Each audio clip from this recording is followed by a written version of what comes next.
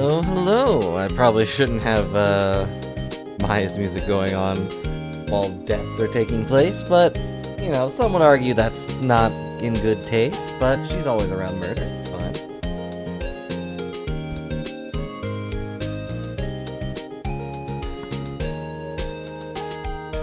Beepity boop. I did forget how loud this thing is.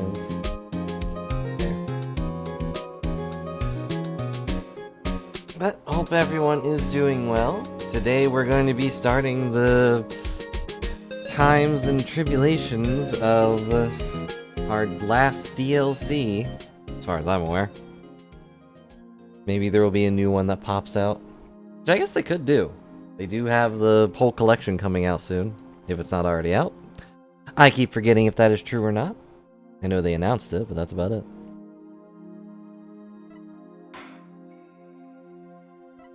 But we've played through the entirety of... What's this?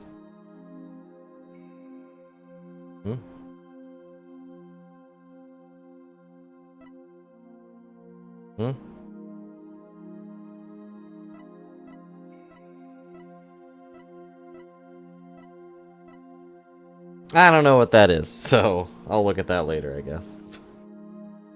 I thought it only went to this thing. But it's time to start time, as far as I'm aware.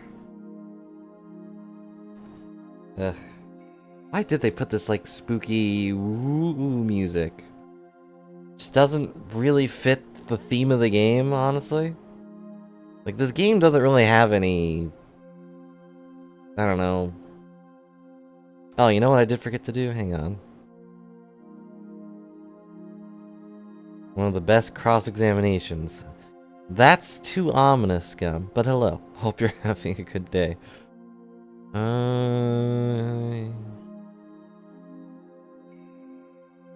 Was it this one?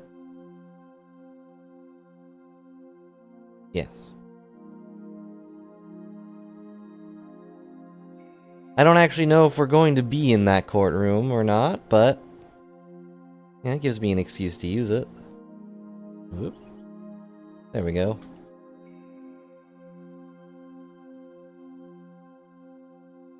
And they put a bunch of time travel stuff on here. Now, you know what? As a real throwback, here's an egg. Our hard-boiled detective better return.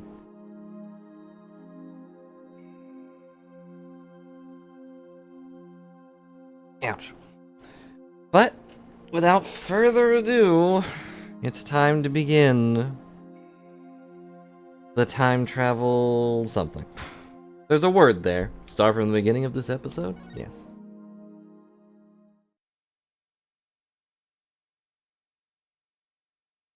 Of course, I am pretty sure I know at least one character that's going to show up. Because we watched this before at the end of the last game. Or this game. I'll even throw that time machine you cherish so much overboard with you. Maybe it'll travel back in time before you drown.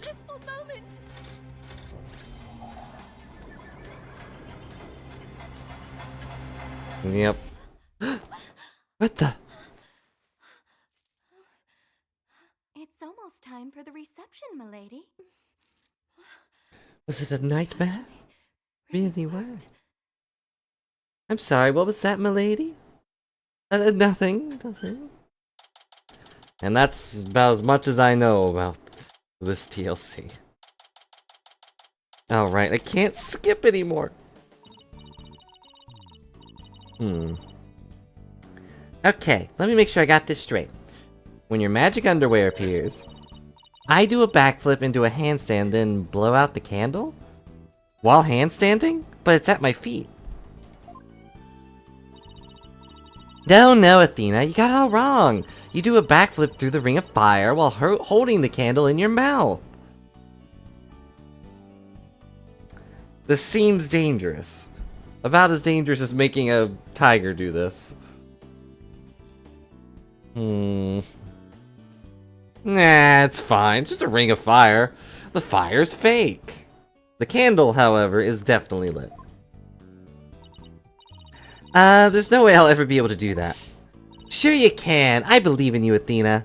Oh, that's great. Trucy, what are you and Athena up to? Athena's agreed to be a part-time performer in my magic show. I couldn't say no to some extra cash, but I probably should have thought it through first. Does Trucy make more money than we do?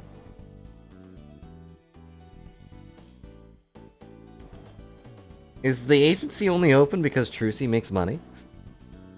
'Cause we don't make money. I know she has a TV show and makes money, but does she make more money than an attorney? And hello, Sivia. Hope you're having a good day. Now it's a human cannonball this, guillotine that. It's not like I have 9 lives, you know. You made your bed, Athena, and now you gotta lie in it. Apollo's not here to do the dirty tricks. No, I'm too young to be taking out a life insurance policy already. True.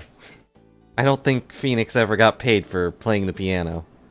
For good reason, he wasn't good at it. My name is Phoenix Wright. I'm the head of this law office. And since when did you become the head of this office, Dad? My name's in the title, Trucy. Hello, Trona. Do the 3 attorneys get enough jobs to be able to pay for their office salaries and food? No. Absolutely not. Yeah, every time he played poker, he suddenly had a lot more money than everybody else. But thankfully, or not thankfully, we're only having to pay for 2 now. Wait, you have to pay for Maya? No, she's at Karain Village, so it's fine. I mean, who exactly does all the cleaning, accounting, and scheduling around here, huh? Apollo, and you. Yeah, you got me there, Trucy. This is Trucy Wright. She's my adopted daughter and a magician. And I'm Athena Sykes, the Rising Star lawyer of the Write Anything Agency. Or rather, the Rising Star assistant to Trucy, right? You mean? If I don't get back into a courtroom soon, I'm gonna forget everything I ever learned. It's fine. I was out of the courtroom for 8 years, and look what I did. Speaking of the courtroom, we haven't exactly had any clients lately, have we? Business is as slow as ever, huh, Nick? Then you made more money back when you played the piano. No, we just went over this. It's Larry! I knew it. What stupid outfit is he wearing now? Yeah, after 8 years, he successfully defended a whale. Why is it every time he shows up in a game, he's wearing something ridiculous? Yo! No, long time no see! Larry? I haven't seen you in years! What brings you here all of a sudden? Because he's ridiculous. He's got stupid pink glasses. Ah, some big news, that's what. Okay. Who's this guy, boss? I feel like I should beat him up. Should I beat him up? This is Larry Butts. He's, let's just say he's an old friend of mine. That's a way to put it. So Larry, what's so big that you had to come and tell me in person? After 8 years. It's somebody I want you to meet. He's still wearing that hat? Wait, was he wearing that hat before he turned his head? I don't feel like I saw it above his head. Yeah, you can come in now. Alright. How do you do? Hi? That dress, is that a wedding dress? Yes, it is. My name is Ellen Watt. There's a joke there, but I don't know what it is. I'm a domestic servant. I'm maid of the Sprocket household. Sprocket? As in Sprocket Aviation? Yes, that is the one. Wow, Mr. Wright, Sprocket Aviation is a really big airline company. You've heard of Rainbow Airlines, right? The one they call the RAL for short? Yeah, that does sound familiar. Does it? That's run by Sprocket Aviation. I see. What's a Sprocket family maid doing here in a wedding dress? So actually, I decided to get married. You what? Again?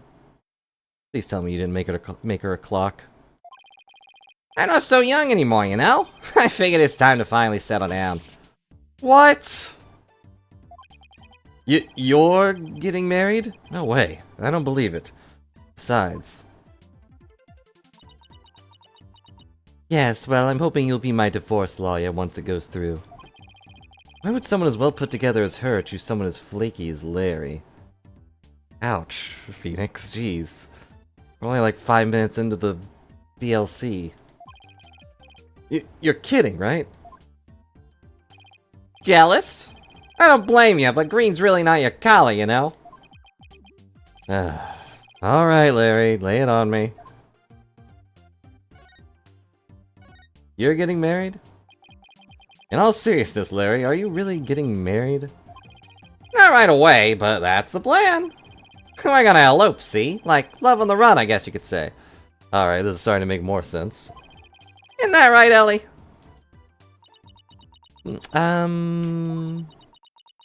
Yeah. Larry? I do believe there's been a major misunderstanding here. My heart belongs to another. Hmm? I'm in love with Soren. Not you. Say what? Ah, that's about what I thought. But Ellie, baby, weren't you running away with me so we could get married? As I said, you misunderstand. You said you'd help me escape. That's the only reason I ran away with you. What? Nick? This is not happening, not again. I even shook off the police for you, and for what? That's it. Can't be together, my life's over. I'm gonna end it all. Wait, back up. You say you shook off the police? Yeah, we had to because we're lovers in the lamb. On the lamb. Sorry, Miss Watt, but can you maybe fill me in on what's going on, like, coherently? To tell the truth, I'm being pursued by the police as a murder suspect. What, murder? They think you killed somebody. I happened to find a dead body at my reception, so the suspicion fell on me. Yeah, that checks out. They had me confined in a separate room. And that's when Larry came along and helped me escape. I'm sorry, but what? Oh, Nick. Me and Ellie were gonna elope. We were gonna put it all on the line for true love. Uh-huh. I thought the police tried to stop us, so we had to scramble to shake him off. Where did it all go wrong? I feel a migraine coming on. Coming on? It's already here, and dressed in orange. Please help me. The police are sure to be intensifying their search. Look, it's even on TV. More news on the murder suspect and the unidentified man on the run from the police. A photo of the suspect, Miss Ellen Watt, has just been released by the police. She's still wearing her wedding dress for some reason. Sources say that the 21-year-old is suspected of clubbing the victim at the club, 25-year-old Dumas Gloomsbury, to the death in a wedding reception hall after her banquet. Uh-huh. The two fugitives are said to be highly agitated and dangerous, or at least one of them is. If you see them, shoot the orange one first. Ah, you gotta be kidding me. Oh, brother. I guess this means we're technically harboring a pair of fugitives, huh? Nick, what's a guy to do? Ellie's dumped me hardcore. I'm the one who should be crying. Ugh. I haven't seen you in ages. Where have you been all this time? You mean you all know? You really gotta stop living under a rock and get out more. I'm the hippest, hottest picture book author in the business. Lawrence Duxham.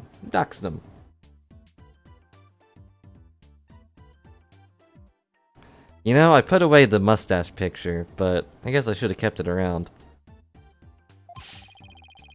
I can't believe you didn't know that I'm taking the picture book world by storm. Oh, but I know you. You're the one who wrote Franzie's whippity whip trip, right? I'm going to assume that she doesn't know about this.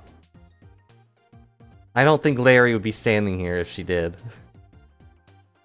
Yeah, he really did it. Now that you mention it, I think I did hear something about a one-hit wonder. One-hit wonder? What the heck, Nick? I'll have you know I got hit by that whip a lot, and I just created a brand new character to modern acclaim. He's mildly popular 18 to 24-year-old women everywhere. With 18, okay. Look, you can see his cute self all over this jacket. The heart? What? That heart-shaped pork chop? He's not a pork chop! He's the main character of my latest picture book. A lovable little soul pierces the hearts of lovers with arrows of amour. Couplet. Couplet? You can see this adorable little fellow make his debut in Couplet's Lovey-Dovey Flock. In stores now! Are you sure? Because I've never seen that book in stores, now or ever. Not that I go to stores. Ah, if you ever do see it, do me a favor and buy a copy of 10, will ya? Well, I thought you were taking the picture book world by storm. Yeah, well, storms sink ships, Nick. Anyway, you'll defend Ellie in court, right, buddy? Please, I'm begging you. I didn't murder anyone. In this timeline. I swear I'm as clean as this pure white dress. It's kind of pink to me, but... No Cyclops. I guess that means she's telling the truth. Is this how he always tells that his clients are innocent? You know, other than their names, of course. Now being a fugitive on the run? What am I getting myself into? Another Tuesday? There's actually one more thing I need to tell you. Oh? You might find this hard to believe, but the truth is, I'm a time traveler. I knew it. Huh? I'm not sure I follow. You're a time traveler and going with Larry was the best timeline you could find? I see. After the wedding reception, I was attacked. I was moments away from death. But then, in that instant, I made a wish upon the pendant around my neck. And I went back in time to just before the reception started. And now the guy that was trying to kill you is dead. Only this time around, the man who was trying to kill me was already dead. Already dead? And somehow, I became the suspect for his murder. It's as if history had been rewritten. Now wait just a moment here. I don't understand. Are you saying that... That's the place, pal. I know this place anyway. He's definitely harboring the fugitive. What's going on? Mr. Wright, the police cars are outside. And not just one or two, but a whole bunch. Larry, how exactly did you ditch them again? I might have laid some breadcrumbs out while I was running here. I was hungry. Whole squad of officers has the building surrounded. What? This is the police. There is no escape. Don't even try. Drop your weapons and come out with your hands up. Like you just don't care. Ah, Nick, what do we do? Heck if I know. I see a bunch of armed officers out there. 1, 2, 3. Some as big as our heads. 44, 45. Wow, talk about overkill. Listen here, you criminals. Think about what you're putting your poor parents through. Dad, what am I putting you through? Or this isn't how they raised you. Think about their smiling faces and their warm home-cooked meals. Oh, man. I miss my mom and dad. Ah, who the heck are you? Detective? Now hold on there. Hey, you can't go in there. It's too dangerous. Wait. Who is it? Is it Emma? Is everyone okay in here, Mr. Wright? Yep. I was kind of hoping it was Gumshoe. But, you know, can't have too many blasts from the past in one DLC. Emma! So sorry for all the commotion. So what in the world's going on? Well, I raced over here as soon as I heard that it was Mr. Butts who holed himself in here. With the murder suspect after he made off with her. And the fleet of patrol cars. The police are being extra careful. Because apparently a certain somebody yelled out, Stay back! I have a bomb! I'm sure you can guess who I'm talking about. Ah, the police were being so persistent, I had to do something, so I tried bluffing. You know, your trick. Ugh. You know, like you do in court, Dick. Please leave me out of this. I'd never bluff about a bomb. The one time I did, there was a real bomb. Well, Mr. Wright, I'm bringing this young lady in for questioning. So if you want to talk with her, you'll have to do so down at the detention center.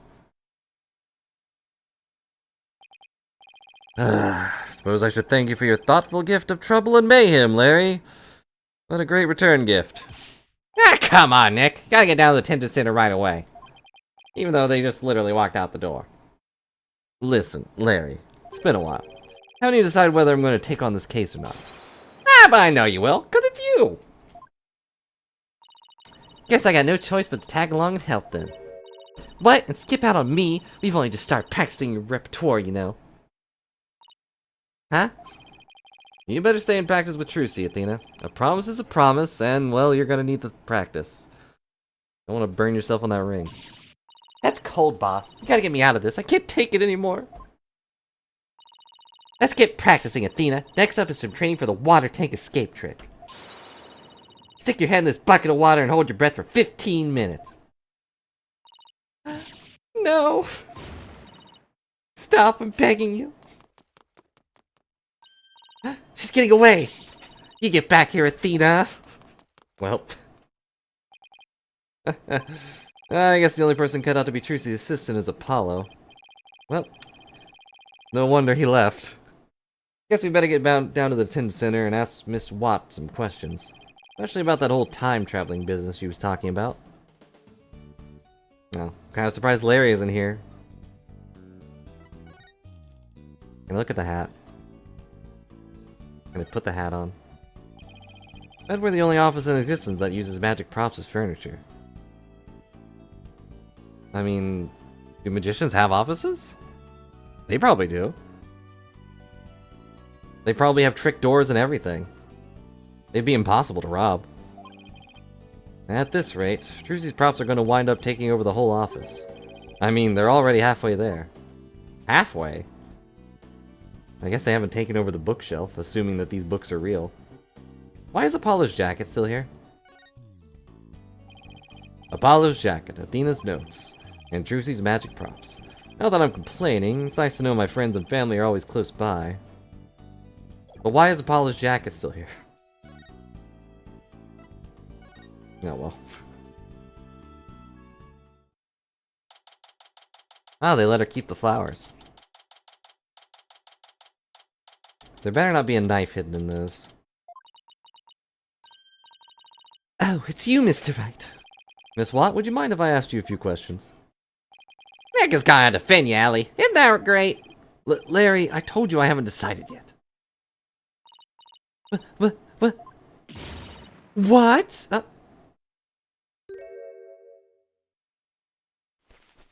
Hang on, let's put this back together. Oh. So there wasn't a knife in there, there was a frying pan. I should have seen that coming. You're not going to take my case? I'm never gonna be happy. I can see why Larry likes her. They're surprisingly similar. I'm never gonna be happy. Miss Watt, what the? Did I do something wrong? Where? Miss Watt, please calm down. Calm down. I'm innocent, I tell you. But the police won't believe me. And neither will anyone else. I'm gonna die all alone in a jail cell. That's not true, Miss Watt. You'll have probably some extra prisoners around. Alright, I'll do it. I'll take your case. Just please stop crying. Really? You will? The fact that Larry was the one who brought you to me had me a little worried. As it should. But, you don't seem like a killer to me. No, thank you. Where? Thanks, Nick. I knew you'd come through. Did I really have a choice? I guess not. In any case, it doesn't seem like Miss Watt killed anybody. Yet.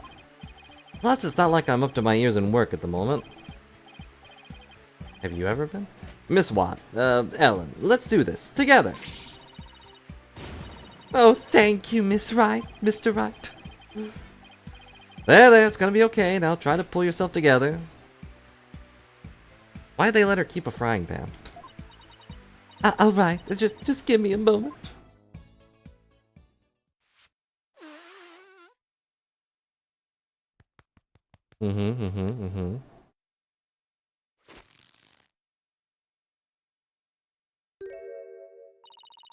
I'm truly grateful for you taking on my defense, Mr. Wright. Sure, no problem. Wow, she literally pulled herself together.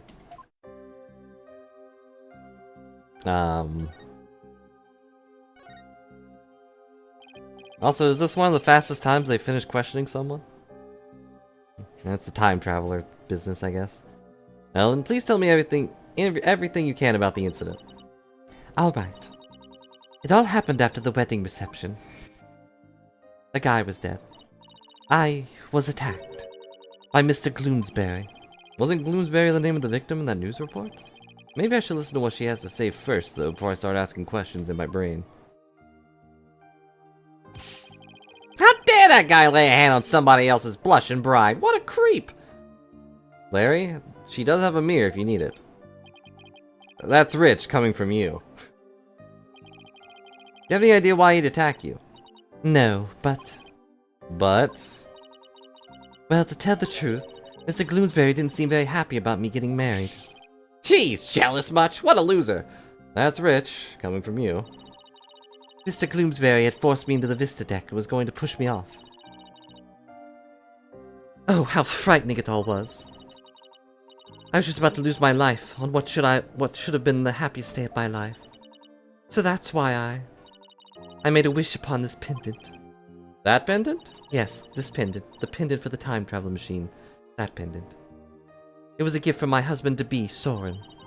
He said it's a symbol of our love. And so you made a wish on it. Now you may think what I'm about to say is very strange, but... I beg the pendant, please take me back to that blissful moment.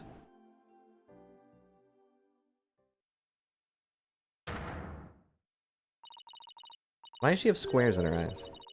And do you know what? It worked! It brought me back to just before the reception started. So that's the time-traveling thing you mentioned back in my office.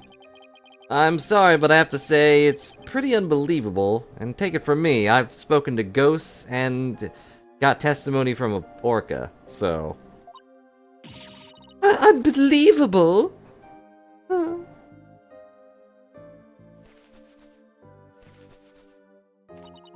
I knew you'd never believe me. Nick! Ellie is an honest-to-goodness time traveler. Don't you believe your client? The magic of that pen is set in back time for the creep could kill her. Sure, Larry, sure. But it's really true, I tell you. This pen is an important part of the time machine Soren made. I begged it to help, but it really did send me back in time. Is she listening to herself?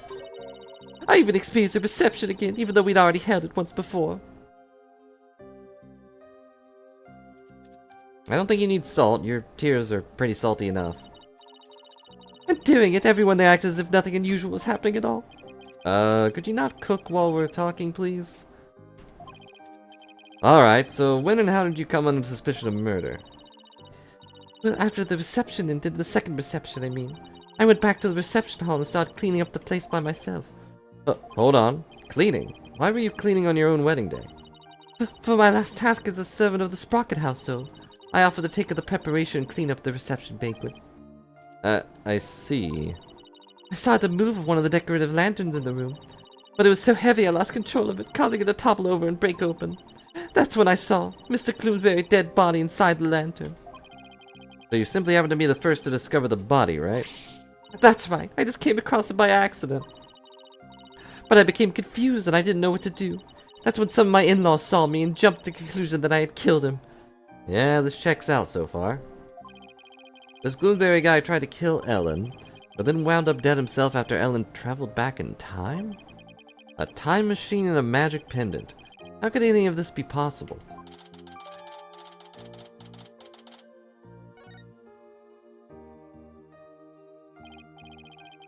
Allie, why don't you tell Nick about the other thing, too?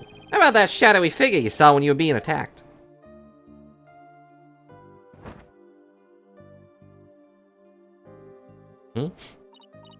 Yes, a good idea, Larry. Okay. So you and Larry were never planning on getting married, right? That's right. We've only had a few brief interactions, so I can't say I know him at all. You're better off for it. Oh, Allie, how can you say that? You and me are bound by fate, I'm telling you, just like the last 3 girls I met. We're meant to be together. What?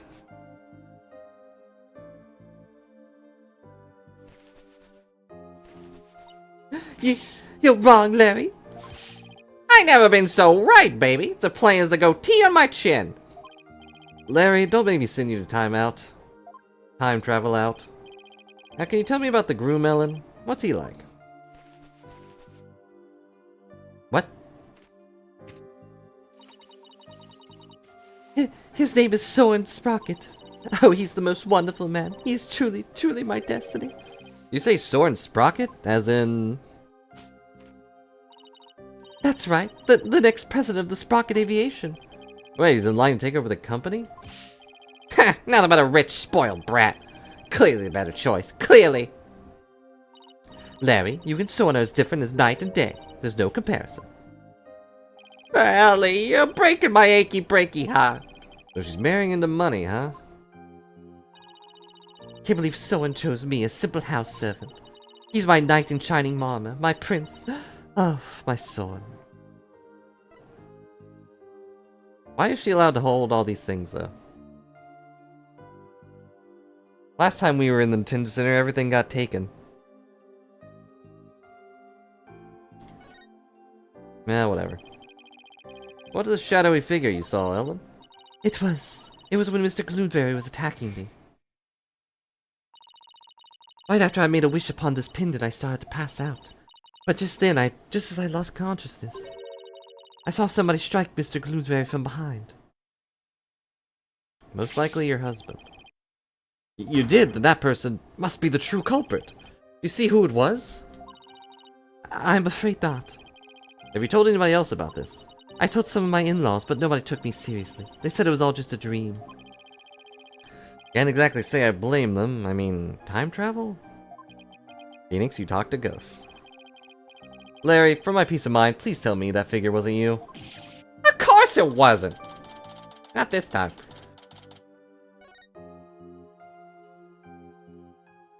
I don't know if I believe him.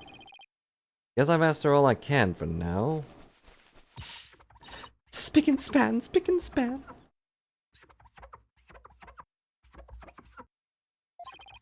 Ellen, what are you doing? I want to make everything clean and beautiful when Soren comes. Can't have my future hubby come into a dirty room now, can I? Has to be spotless, just like this white dress. Spick and span, spick and span. Let's hope we can wipe away all suspicion from you soon, too. Nick, we better get to the crime scene right away. What, you're coming too? Of course I am. If I solve the crime and reveal the true killer with my super sleuthing skills, Ellie might change her mind about me, you know.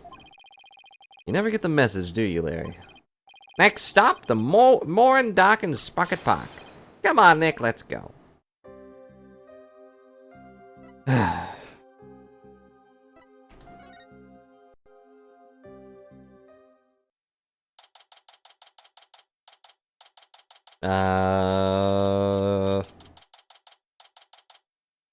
Is that a unicorn or a bull? I think that's a bull with, like, rainbow wings?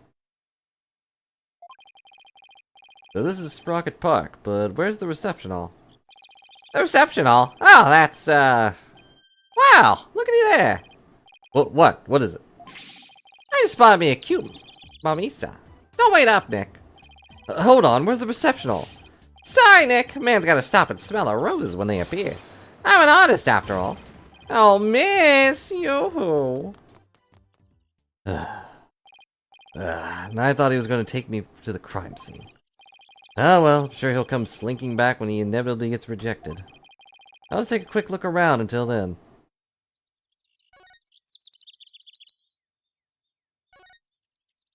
Well, this bench hit that sign, huh? Hopefully it didn't hit a person, too. That'd be a catastrophe. I guess from now on, whenever I'm walking around outside, I'd better be on the lookout for unidentified flying furniture, too. I could bring an umbrella. Wow, this thing's really banged up. You looking at the sign? Say it got damaged by heavy winds yesterday. Big gust sent that bench flying into it. That's what they're saying anyway. I see. The wind caused that? More like a tornado. Repair guy was saying don't touch, it's dangerous. I see. Thanks for the heads up, random person. Poor guy. Looks like it was a lot of work. Oh yeah, I should look at the dog. I can't look at the dog? Come on, Nick.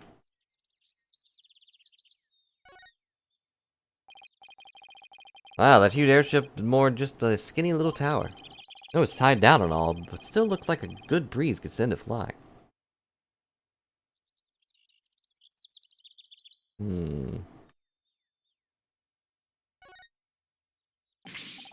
Wow, that airship is huge! Oops, didn't mean to say that out loud. I've only ever seen airships like this up in the sky, where they're very tiny. Gotta say, they're mighty impressive when you can see them up close like this. Up until they inevitably catch on fire and burn to the ground. Hey, sorry about that. I actually thought you'd be back sooner. Didn't work out, huh? Lay off, man. I wasn't on my game today. But now that you're done, you mind telling me where the reception hall is already? What do you mean? It's right there in front of you. Huh? Right in front of... Wait.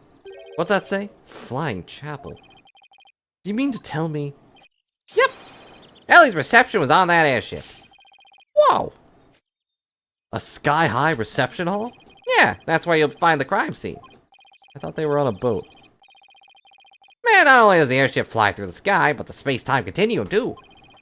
But the happy couple's honeymoon got left behind when it made that time skip, though. Yeah, check out the airship for yourself with this pamphlet. I'm too busy to explain stuff.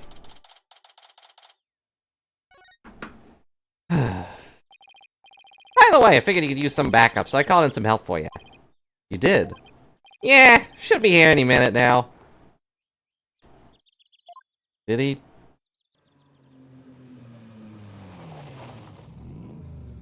Vroom.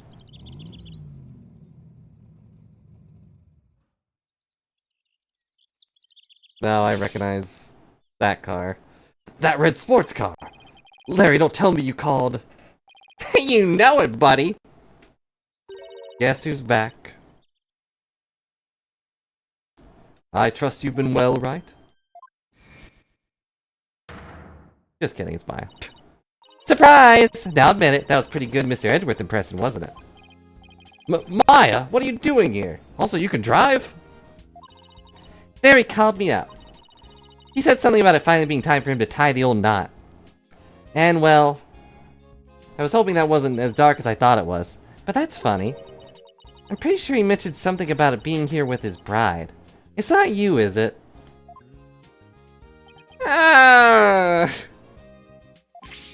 Maya, I know this is sudden, but please marry me.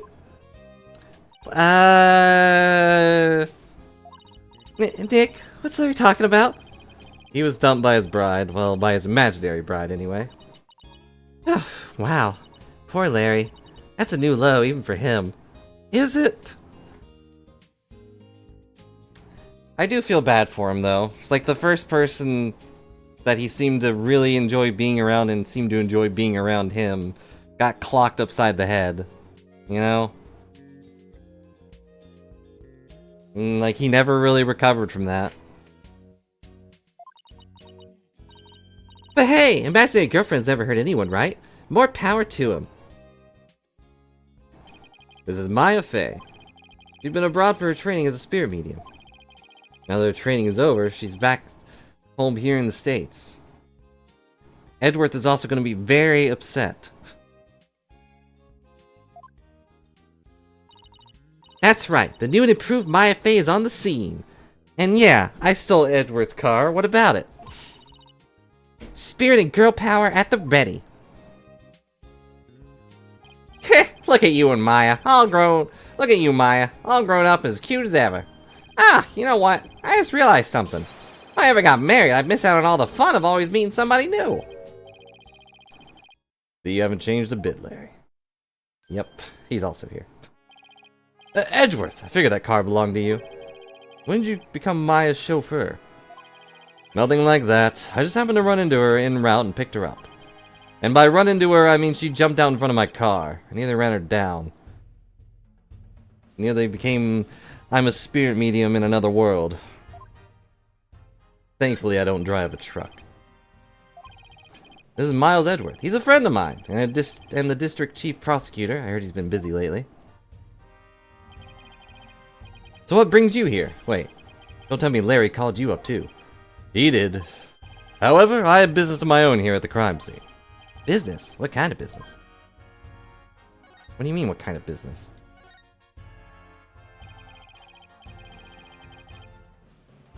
Just so you know, right, I'm the lead prosecutor on this case. What? You?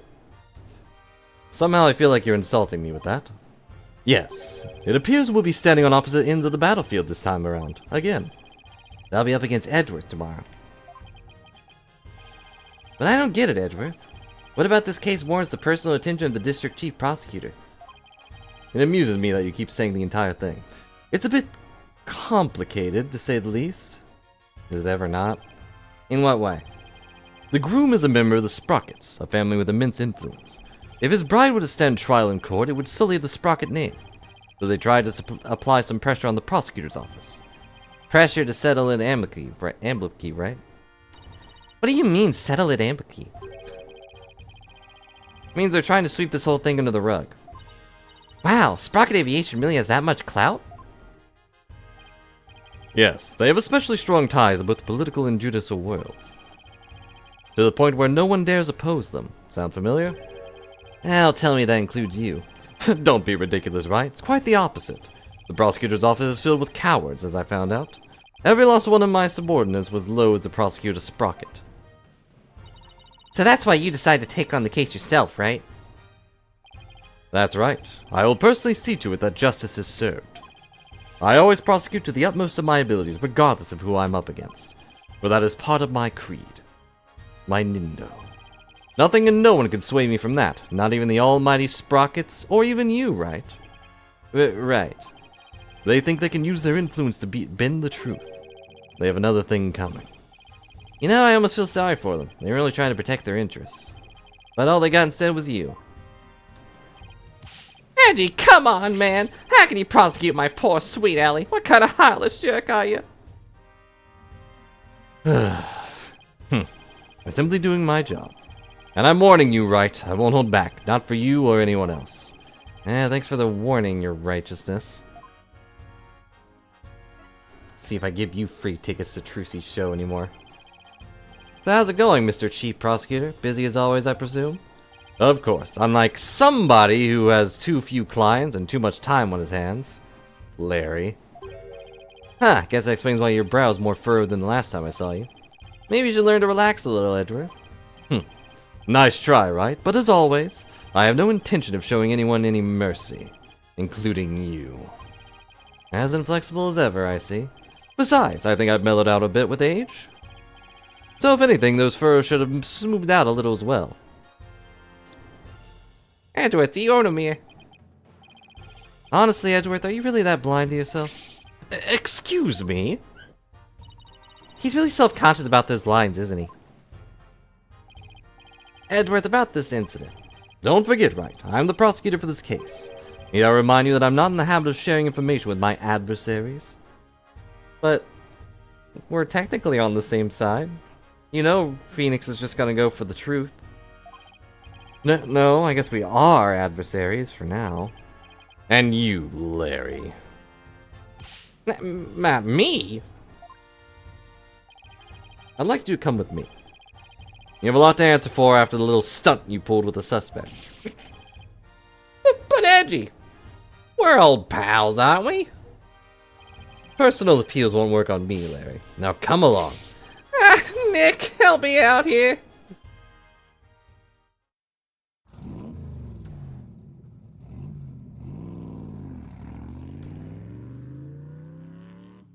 It's just tempting to play that one video.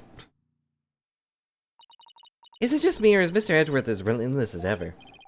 Yeah, I guess some things never change. So much for mellowing out. Well, Nick, we better hop to it, too. Hop to what? Investigating the crime scene, of course. What else? It's been a long time since you and I teamed up like this. This is gonna be fun. Fun, huh? Has been a long time, though, since we were last together like this. Alright, to the crime scene then. Don't get arrested on the way there. And away we go. Well,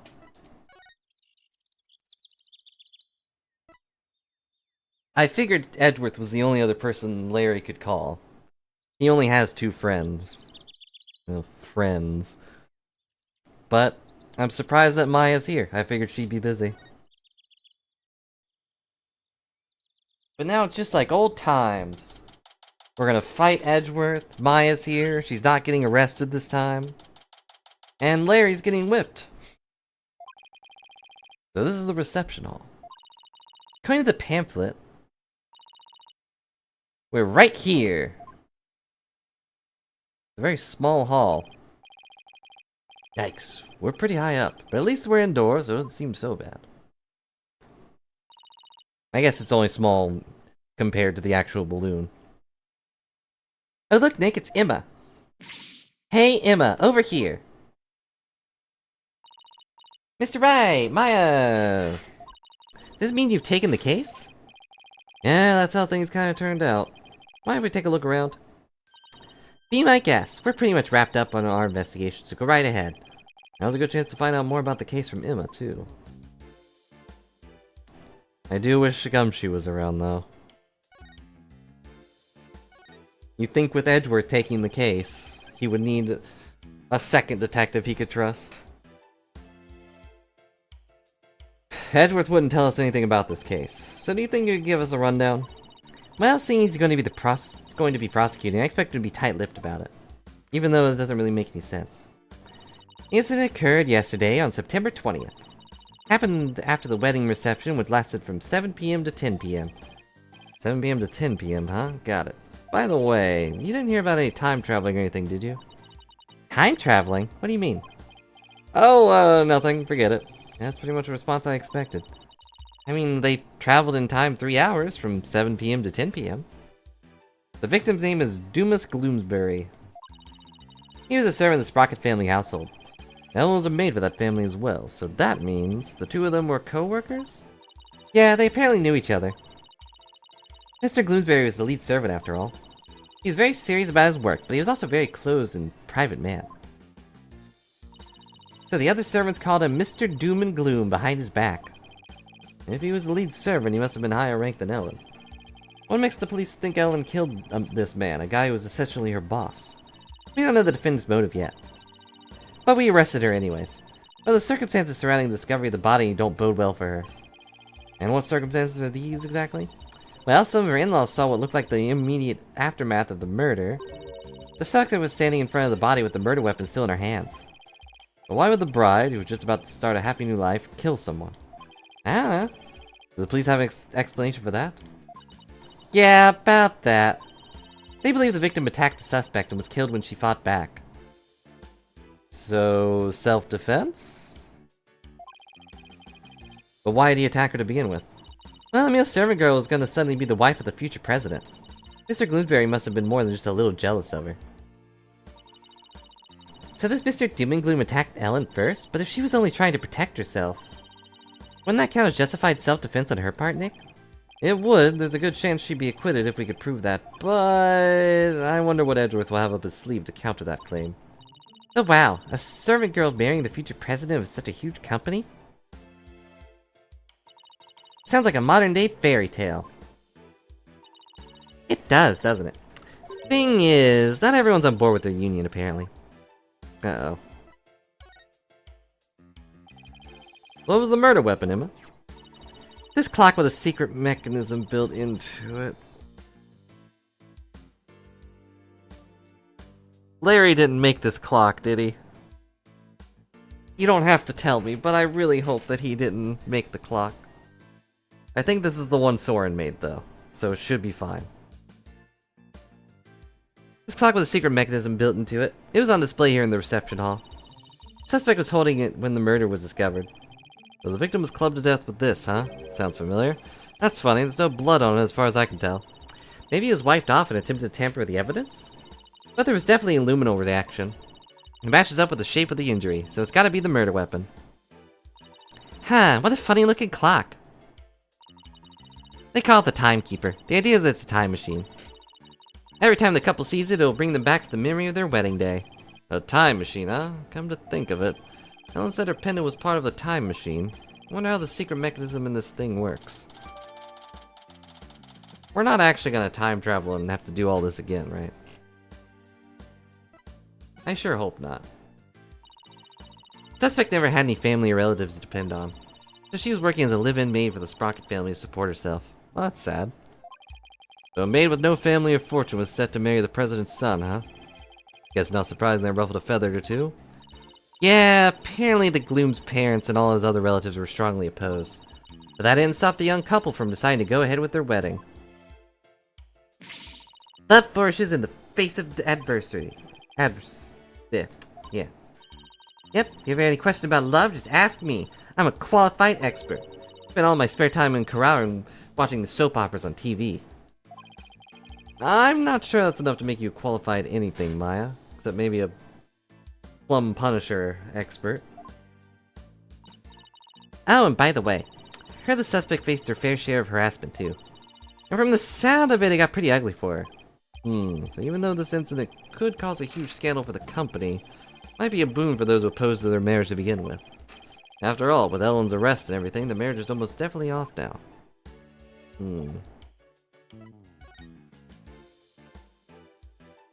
So it is an ox or a bull or something.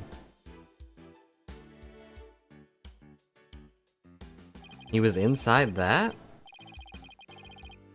Must be the lantern the body was found in. Ellen managed to move it quite a ways.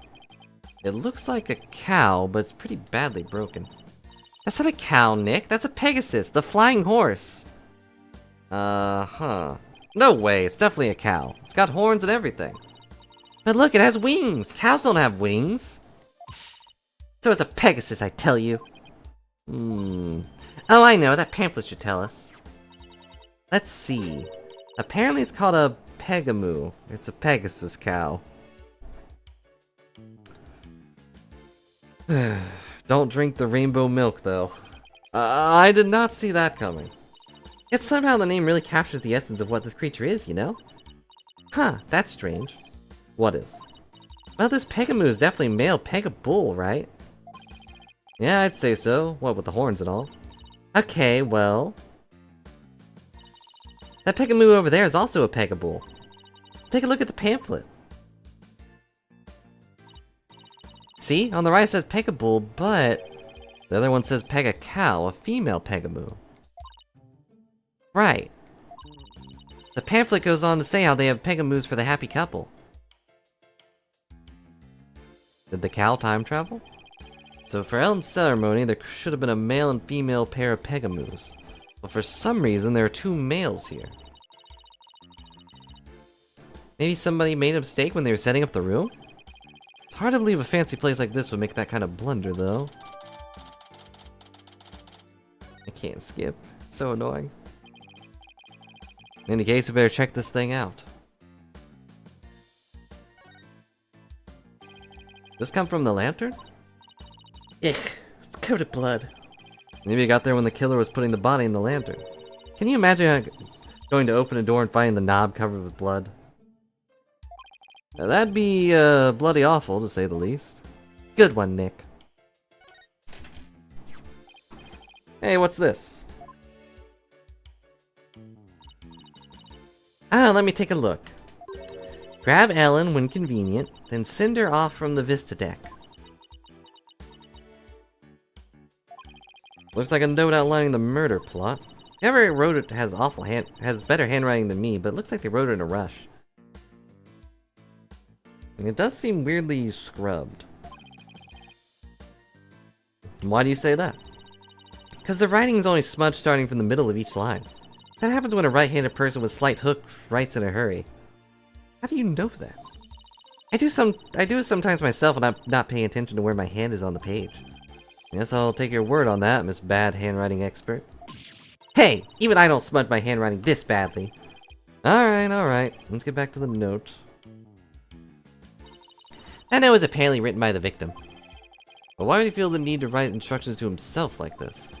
You sure the victim wrote it?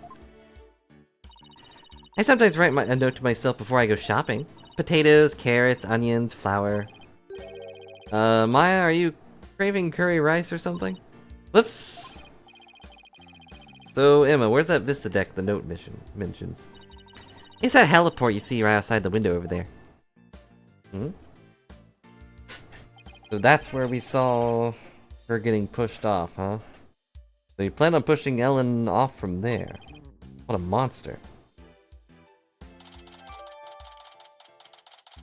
I feel like the note enough kind of identifies this as self-defense, but I'm sure Edgeworth will update something.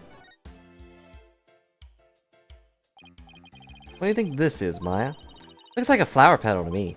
What an unusual shape for a flower petal. Do you suppose it's from one of the flowers here in the reception hall? No, I don't see a single flower like this in any of the tables. Wonder where it came from.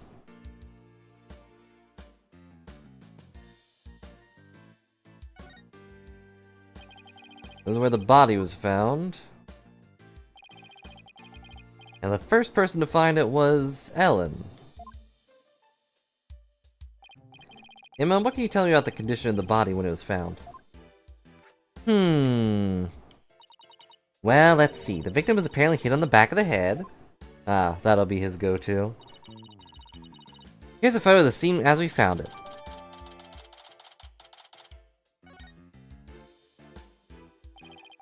I guess that about does it for this lantern.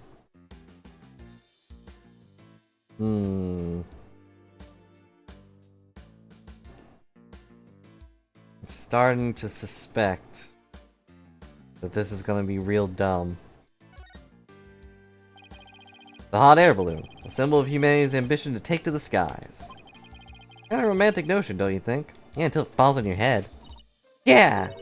But I just noticed that it doesn't seem to be tied up to the ceiling all that well. I'm sure it's fine. Please don't let it fall on my head. I should stop saying words. Model airplane. Perfect decoration for an airline company wedding.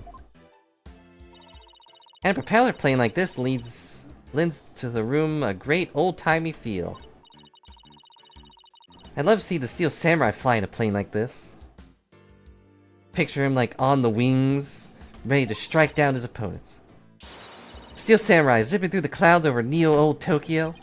If Sprocket Aviation ever becomes a sponsor of the show, I could see it happening. Why didn't I think of that? I think I'll go suggest the idea to them later. But please at least wait until after the trial's over.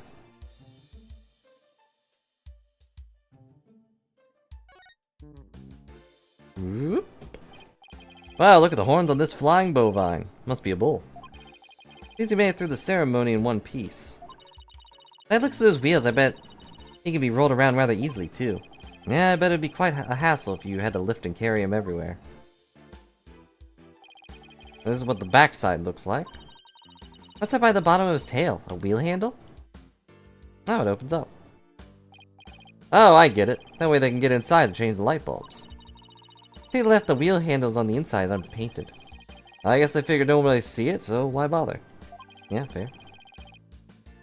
Makes sense to cut costs where you can. Well, overall, can't say I see anything strange about this thing. Except that it exists.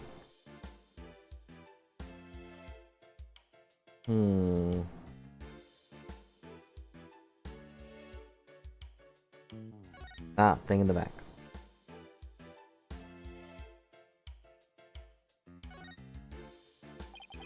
This is the sweetheart table where the bride and groom sit. Where they gorge themselves on the wedding feast, you mean? I'd be too nervous eating in front of a bunch of guests like this, though. They say newlyweds are usually really busy during reception, you know? They have to greet and talk with all the guests that came in to give their blessings. They don't actually get all that much time to enjoy their dinner. Oh, I wouldn't be able to stand that. Can't imagine having a huge feast in front of me and not being able to eat it. They say brides tend to have an especially hard time because of their wedding dresses. With those tight corsets squeezing their waists, they can barely eat a bite. Really? Alright, note to self, don't have one of those. Sounds like wedding receptions are absolute torture. I guess food still wins out over romance in Maya's book. Fair.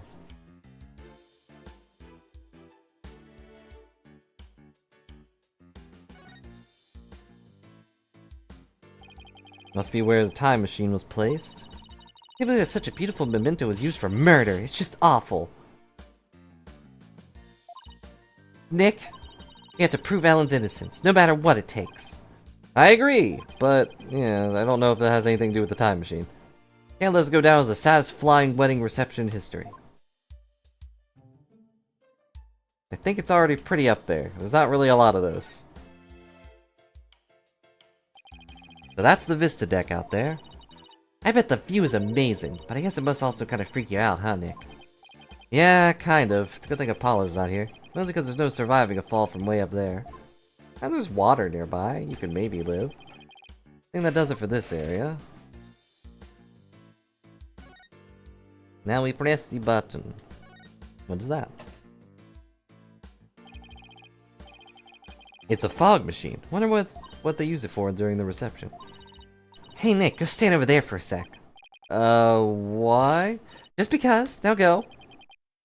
Alright. Got a bad feeling about this.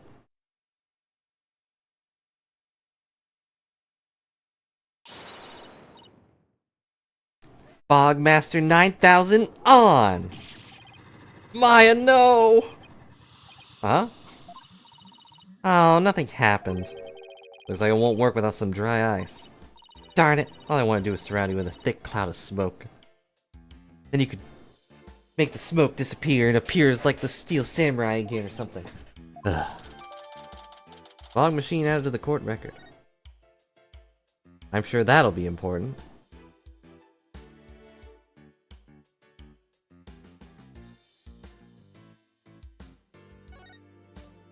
Wonder what this partition's for. I imagine people like the reception staff or entertainers use it. Probably wait behind it when they're on standby. I see. With the partition this side, I bet they could even fit an elephant back there. Not that anyone sane would. It is nice to hang out with Maya again.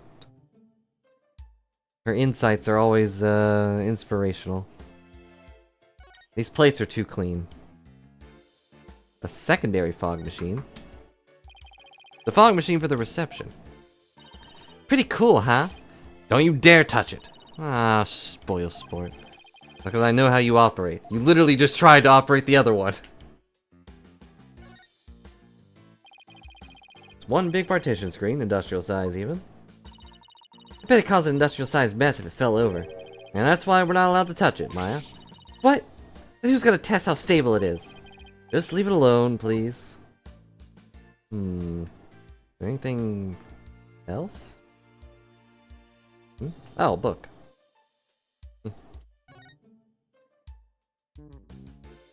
Or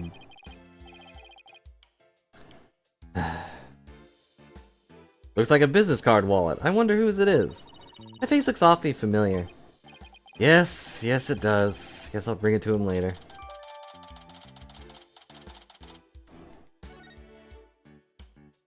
Who could it be? Who could it possibly be? Well, I guess that just about does it for the crime scene. Hey, Nick. I want to see the rest of the airship. Might as well since we're here. True, we might even run into some of the other people involved in the case.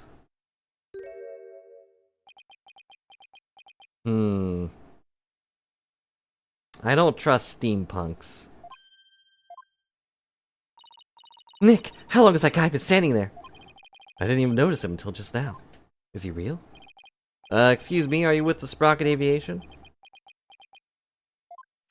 Yes.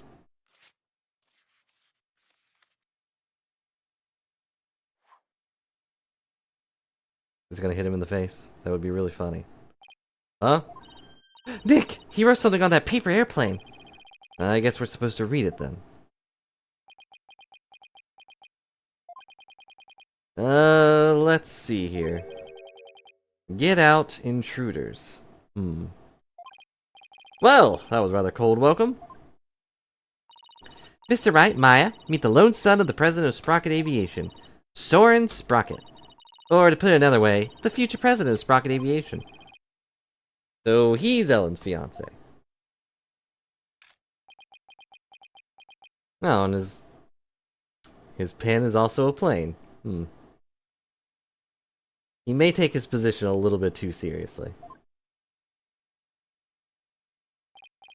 Oh, there he goes. He's kind of an eccentric.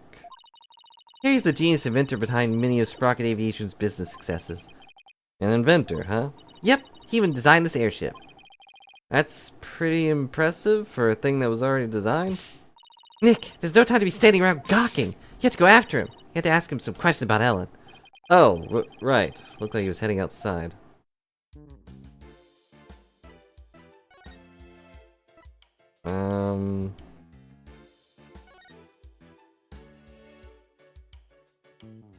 The only outside we have.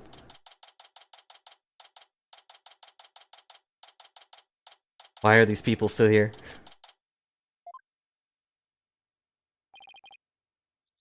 There he is. Excuse me? Could we talk to you? Excuse me, do you mind if I ask you what you're doing? I'm playing with my plane.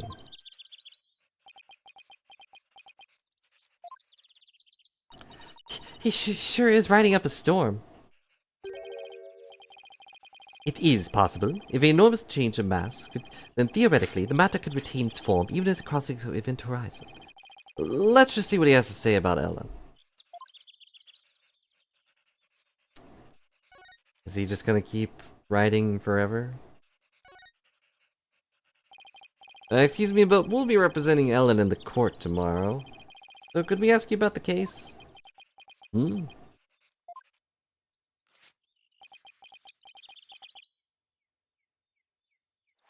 you have to fold it? It kind of messes with the letters. Ow! What the? Not interested. Not interested? How could you say something like that? This is about your fiancée. She's under arrest, you know.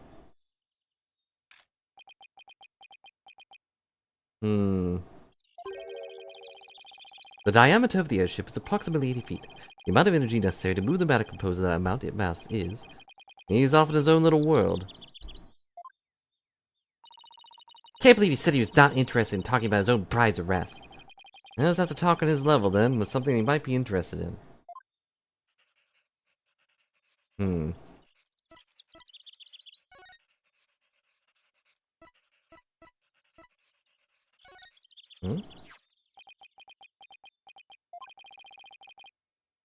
What are you showing me that for?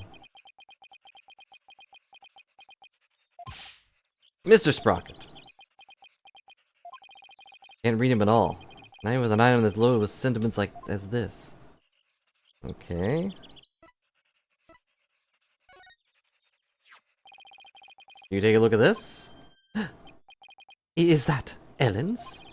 Ellen told us that she traveled through time during the incident. She said it happened after she made a wish on this pendant. You mean to say you two are Ellen's lawyers? Yes, we literally just said that. Yes, I just told you that a minute ago. Sorry, I was lost in thought. He wasn't even listening? Oh boy. Not all what I expected, based on Ellen's gushing testimonial anyway. Ta-da!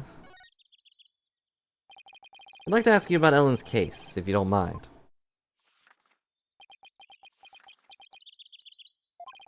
I don't know a thing about it, so why don't you go ask the police? In other words, not interested. This guy's the worst. Now I feel sorry for poor Ellen. In that case, can I ask you about how Ellen traveled through time?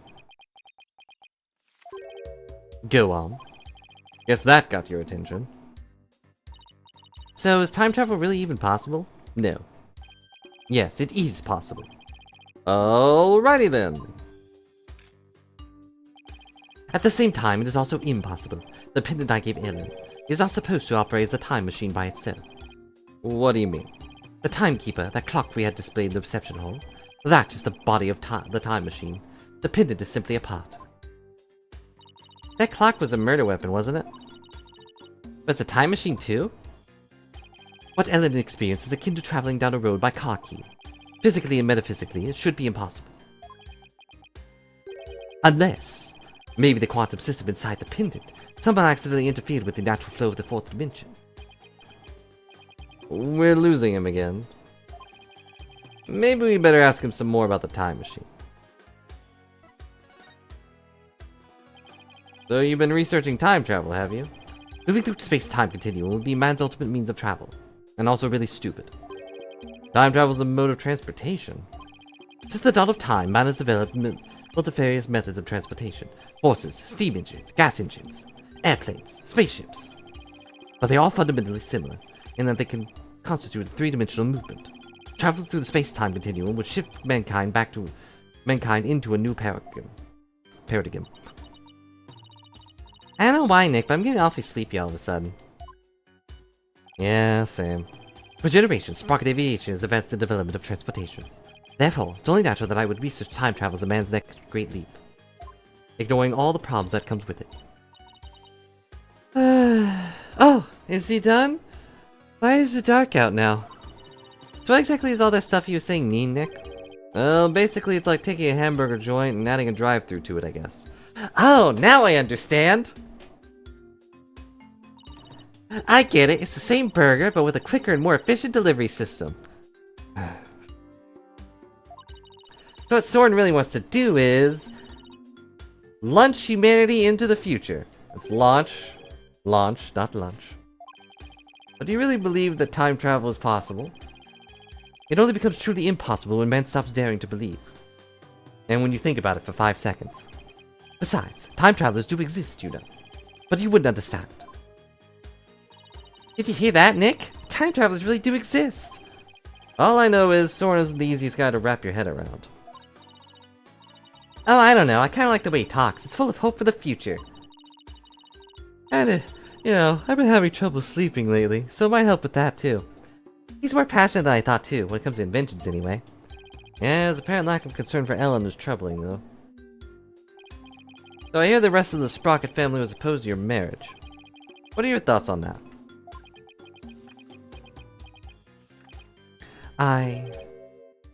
Master Soren?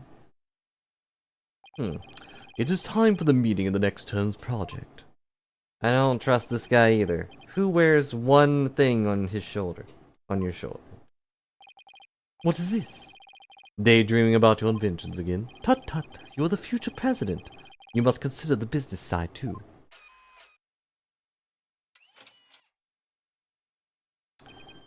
It is I found Soren. Send the car over at once. I definitely don't trust this guy. That reminds me of a ladybug. Which definitely means he might be the villain. I'm not interested. Oh, Master Soren, you do give me quite the headache at times. In any case, your attendant is waiting. Please go to him now.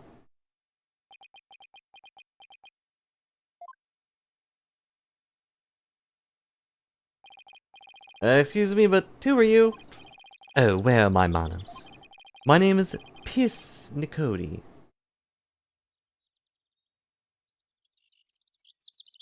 Please call me Pierce, because Brilly can't pronounce the other word. I am the Sprocket family butler. Nick, a butler! I didn't know they actually still existed. I thought they were just on TV and stuff, excluding that one we met that was actually an assassin in disguise. But, you know, he tried to kidnap me, so I kind of pushed that thought from my brain. And who might you be, if you don't mind my asking? Oh, I'm Phoenix Wright, Ellen Watts the lawyer. And I'm his assistant, Maya Fey, and I'm a spirit medium. Just ignore that part, though. Oh, so it is you. I'm most grateful for you taking on Miss Ellen's defense. You have my sincerest thanks. Don't mention it. Hey, speaking of the case... Oh, one moment, please. I have to shoot you now. Wow, what a beautiful pocket watch. Oh, this? It's just a bit of a good luck charm. That's one expensive good luck charm. But I guess it makes sense, knowing the time is pretty important in this line of work. I guess that pocket watch is important to them as any attorney's badge is to me. Although my attorney's badge is pretty cheap. You can replace it with cardboard. There's little time before I must attend to Miss Master Soren again. Why not come to Sprocket Manor? Huh? You mean to Soren's home? As a token of appreciation for taking on Miss Ellen's defense, I would like to serve you some delicious tea and refreshments that are definitely not going to be spiked with poison. Oh boy, Nick, a fancy high society tea party. With high-class snacks and everything. I have an ominous feeling that I'm going to get kidnapped again. And what about the investigation? Are you kidding? What better place to investigate next than Soren's house? I don't know. Do you really think his house is going to give us any new leads? Of course it will. I say we take the butler up on his kind offer and go to Soren's place. Alright, you win. Very good. To Sprocket Manor, then. I'm a little surprised that they moved Edward's car, but I guess they did put it there in the first place.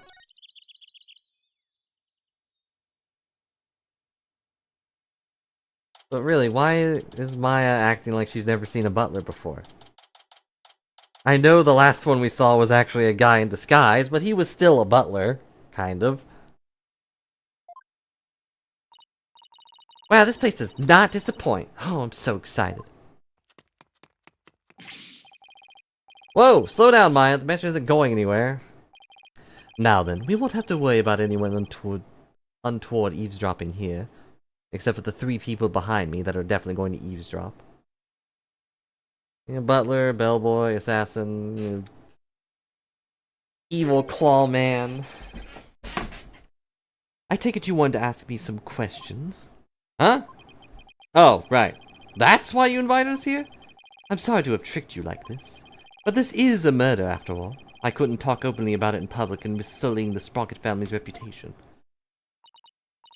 Aw, and I really was looking forward to those fancy snacks, too. There, Maya, don't cry. Oh, we can still have those. This Pierce guy is one shrewd man. Hey, Nick, look at that cute vintage radio. Radio? Oh, that thing over there, under the stuffed bull's head. I'm gonna take a closer look. And I broke it. I thought I told you to settle down. I'm sorry. Not to worry. I have another one. Oh no, you just gotta fix it.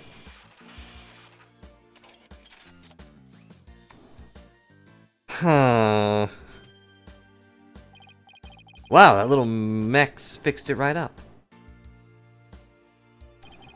I'm not only the butler, but I'm also Sprocket Aviation's repair department director. One might say that patching things up is my specialty.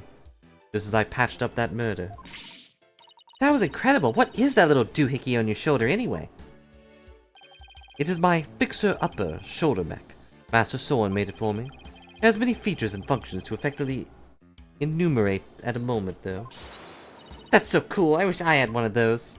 I could have fixed that pot I broke 1,000 years ago. Oh wait, no, that was Pearl's. And also me. Fixing things up is a simple matter, but fixing people is a different matter. Even a skilled physician can't bring back the dead. I can! Oh, but forgive me. I seem to have gotten sidetracked.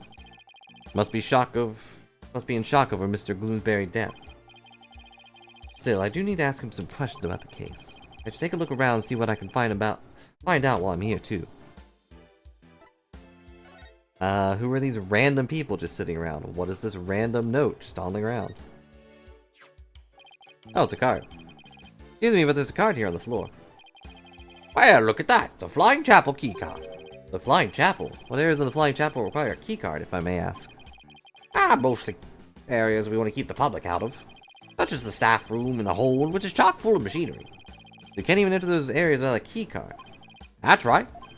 This one here belongs to Ellen. Wait, what's Ellen's keycard doing here?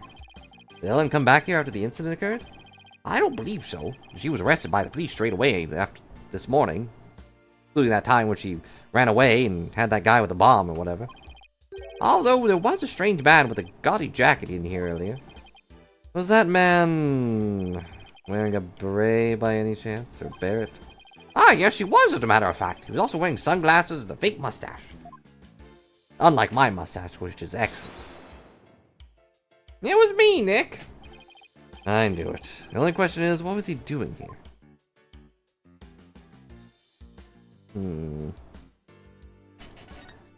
It's always Larry. Oh, there's pictures of the wedding reception? Yes, I took them with my trusty camera here. Do you mind if we have a look at the photo? Be my guest. Take as long as you'd like. Thank you, random man. Well,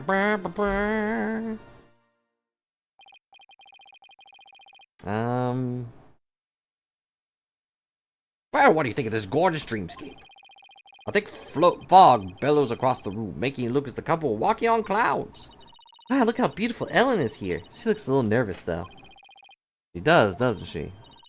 Notice that wasn't a question. Hey, look, there's Pierce. Really? Where? What? Where? Right there, behind the sweetheart table. Oh yeah, there he is. Hey, you're right. I bet he was there attending to the happy couple the whole dinner. So what do you think, Nick? Does anything in the photo stick out at you? No, not at the moment anyway. But we're gonna confiscate it anyways. Hey Nick, if Ellen really did travel back in time, do you think this photo's of the second reception? You know, after the time jump? It would have to be. I wonder. Excuse me, sir. Yes, can I help you? Ellen told us you traveled back in time. Would you happen to know anything about that? Oh, no, I haven't the foggiest idea what you're talking about. You clammed up faster than a clam. Suspicious. Hey, Nick. Now, here's a real lady. Look as smart as a whip, doesn't she? I wonder who she is. We didn't see her on the airship. That's Selena Sprocket, Soren's eldest sister. Beautiful and capable, she was a great lady. Soren's sister. I think I see the resemblance. Maybe I'll show Pierce this photo later and ask him about her. I'm sure that won't reveal any sad, depressing backstories.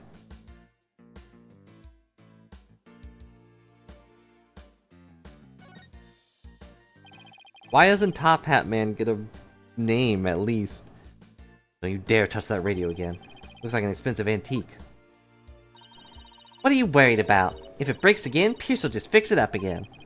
I really hope he's nice enough to waive the repair bill. The sad backstory or the Top Hat Man getting a name? It's the bridal bouquet. Hey Nick, how about I throw it? And you try to catch it. Why me? Just because. I bet you look hilarious flailing around trying to grab it. But doesn't tradition dictate it's the ladies that go after the bouquet? Who cares? Just catch it. Here. Ow! Hey, you threw that right in my face! Oh, you don't want to catch that bouquet, trust me. Well, why not? They say it's bad luck to catch the bouquet of a marriage that doesn't last. But I already caught it. Whoops. Too late now, huh, Nick? But doesn't she have her flower? Gotta look at the bull. A bull. Come to think of it, there was a bull logo on the side of the flying chapel, too. President of the company must have a thing for cattle. The little bull is a symbol of the Sprocket Aviation. To be as strong and steady as a bull. That's the company creed, you know. Yeah, I figured you meant the sad backstory. Do you agree the Top Hat Man needs a name?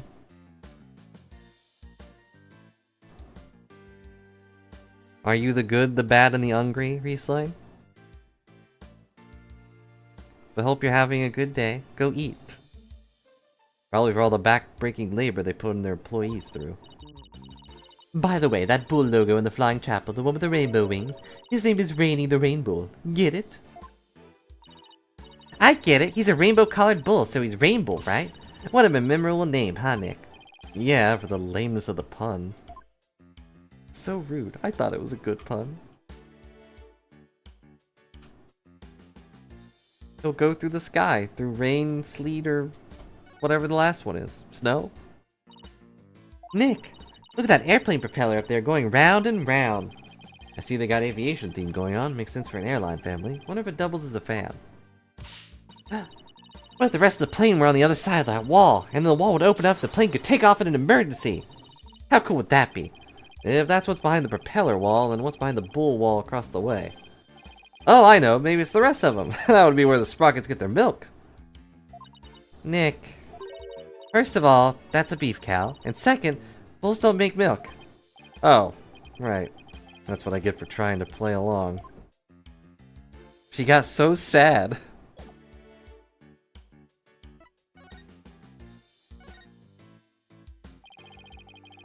About the incident Mrs. Ellen was arrested for, do you think she did it?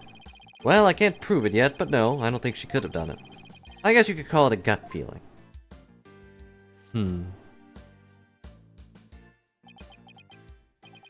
I see. I guess we have different opinions then. Do we now? The prosecution says that when Gloomsbury attacked Miss Ellen, she fought back, and ended up killing him. I agree with this perspective, even though that would be impossible. Or rather, that is the consistency of the entire Sprocket family. Even so, I heard an interesting story from Chief Prosecutor Edgeworth. Heard that the Sprocket family had tried to pressure the prosecutor's office into burying this case. I fear you are mistaken. All we sought was merely a legal constellation. Besides, none of it matters now, as she is no longer part of this family. Fortunately for us, they had yet to get their marriage license before holding the banquet. So basically, once they realized they couldn't sway the prosecution, they cut her loose. I realize how callous I must sound, but my duty is to protect the Sprocket family, and more specifically, Sprocket Aviation's future and Master Soren, whose genius is essential to the company. I will do anything to achieve that goal. That is my job as the Sprocket family buckler. You know, I think Pierce and Mr. Edgeworth would get along really well. Don't you think? Yeah, I could easily picture Edgeworth with a butler. Oh, and by the way, I suppose I should tell you about this as well. It's about when the members of the extended family and I discovered the crime. Okay, but first time travel.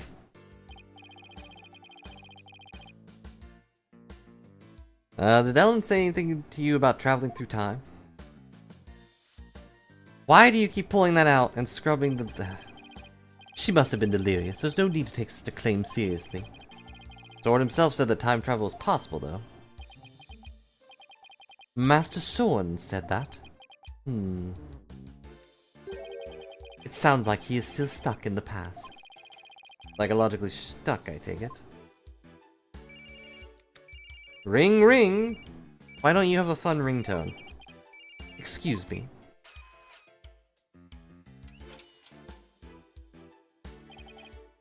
What is it?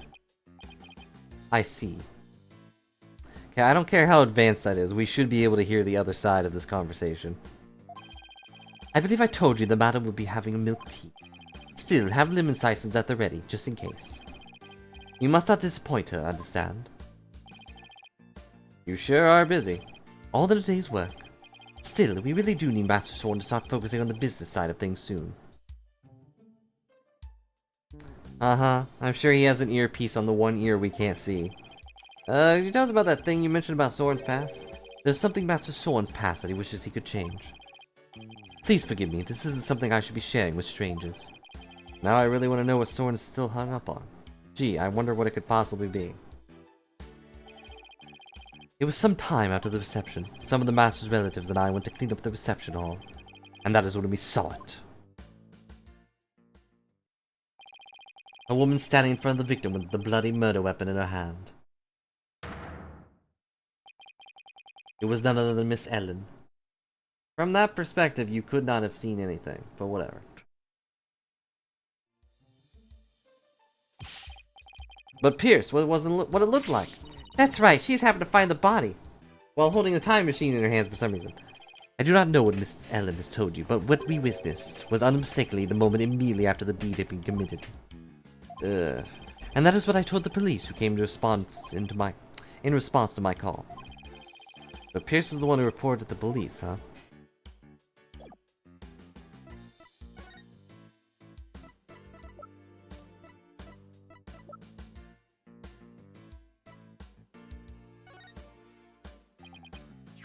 Pierce, the woman in this photo is Soren's older sister, Selena, right? I don't think we've met her yet. Yes, about that. He seems hesitant all of a sudden. If you wouldn't mind, could you tell us about her? Alright, very well. She's a big part of Master Soren's past, after all. Soren's past? Master Soren will be the next president of the Sprocket Aviation. However, that wasn't always so. Miss Selena Sprocket. Master Soren's eldest sister was next in line. So why is she becoming the next president? Guys, please. Read between the lines. Because she died. In a car accident. Oh, not a plane accident? That seems weird. What? I had no idea. Actually, Master Soren was also in the car with her at the time of the accident. Losing the sister he loved right before his eyes devastated him. Ever since, he has buried himself in his research on time machines. He also became quiet and meticulous. Meticulous, whatever. Almost compulsive, note-taker around then. Maybe a plane crashed into the car. He seems so stiff and robotic, I had no idea he was carrying all that around inside him. Master Soren has abandoned the company business and spends all his time on his inventions. As the family butler, I am truly concerned. I believe it's high time you let go of the past. Hey, Nick, what are you doing here? Yep. Larry? Ha, man, had you give me a heck of a hard time. Larry, what are you doing here? I came to promote my new character, Coupling. I was hoping Sprocket Aviation would do some kind of tie-in with me for it. Wow, I didn't know Larry was such an aggressive businessman. You could learn a thing or two from him, Nick. Why don't you promote your agency to them? Now's not exactly the time for that, in case you haven't noticed. See, and this is why you'll never be rich. Actually, Larry, I've been meaning to ask you something. You were there on the Flying Chapel yesterday, right? Huh? Well, what was I? What were you doing there? Nothing. Yeah, we could not learn much from Larry, except what not to do. Whatever it was, I bet it wasn't anything to be proud of, but never mind that. Ah, Nick, I just got here. Stop with the backhands. You see anything that had to do with the case? Scratch that. Let's start with, you weren't involved in this case, were you? Nick, please. 2 backhands, right away. Larry? I'm out of here. Hey, you took off. I just knew it. When something smells, it's usually the butts. Come on, Maya, after him. Oh, are you leaving so soon? We, have to run after him. Thank you for making time for us. I know you have to investigate, but please try to spare the family's feelings as you do. No promises. Yes, of course. But where the heck did he go?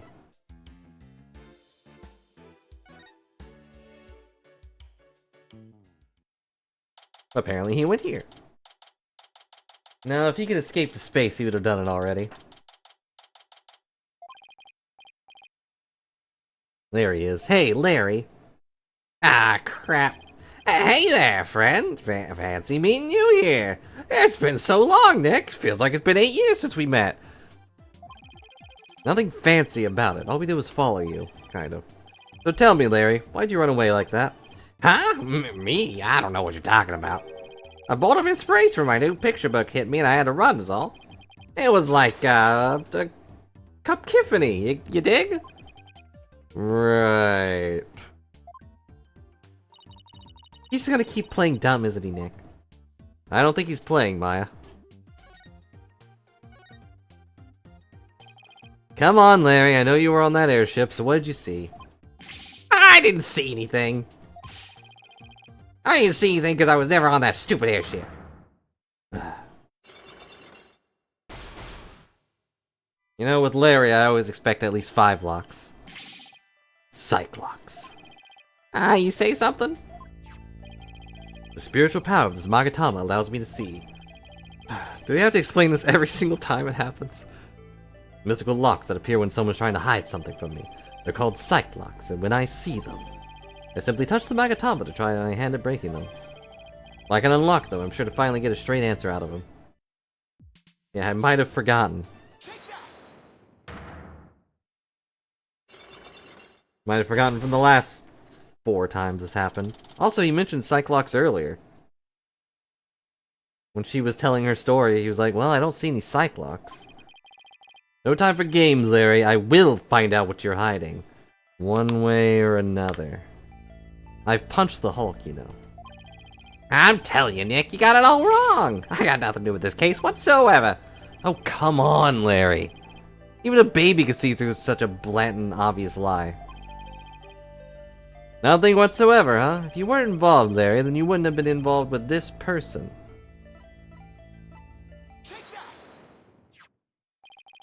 You're the one who brought Ellen to my office in the first place.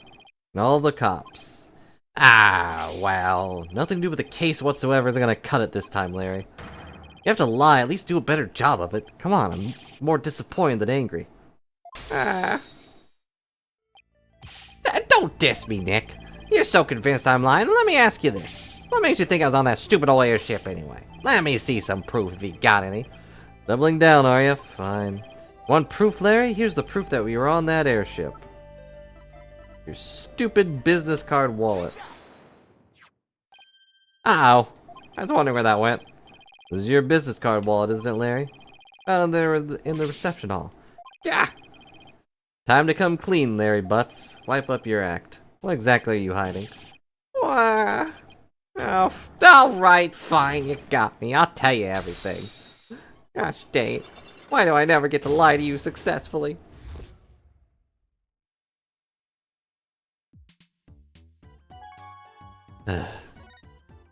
He hasn't changed a bit. Larry, what were you doing on the airship anyway? Ah, well, I went to deliver the welcome to our wedding sign they ordered from me. Huh, I didn't know you took on real jobs like that, too. Well, for your information, my wedding welcome signs are very popular on the net. And that's how you met Ellen? Uh-huh. I mean, I'd seen her in the photo for the welcome sign, but seeing her in person, the way she smiled at me and said thank you, I felt like I'd been hit by lightning. And that's when you fell in love with somebody else's bride, huh? So were you invited to the reception? Can't you believe they told me only family and relatives could attend? They wouldn't even let me into the reception hall. Smart move on their part, I'd say. I got upset, so I started wandering around the airship. That must be when I dropped my business card wallet. So somebody else must have found it. And brought it to the reception hall then. Hey, you know what? I saw something incredible I was on that flying chapel. Like? Get a load of this. What the heck is this? You know, the worst part? It's not a bad drawing. What do you mean, what the heck is this? Is it obvious? It's a drawing. I sketched a picture of one of the cabins in the airship. So what's so incredible about a cabin? Look what's outside the window. It's a pterodactyl. It's one of those flying dinosaurs, a real live pterodactyl. I looked out the cabin window and there it was, just flying out there. That airship traveled through time, I tell you. What? I told Pierce Butler guy about it. He told me he never mentioned it to anybody ever again, which is why I ran away. Why would he try to keep you from spouting what's clearly just nonsense? Maybe Sprocket Aviation is secretly developing a time machine. No way.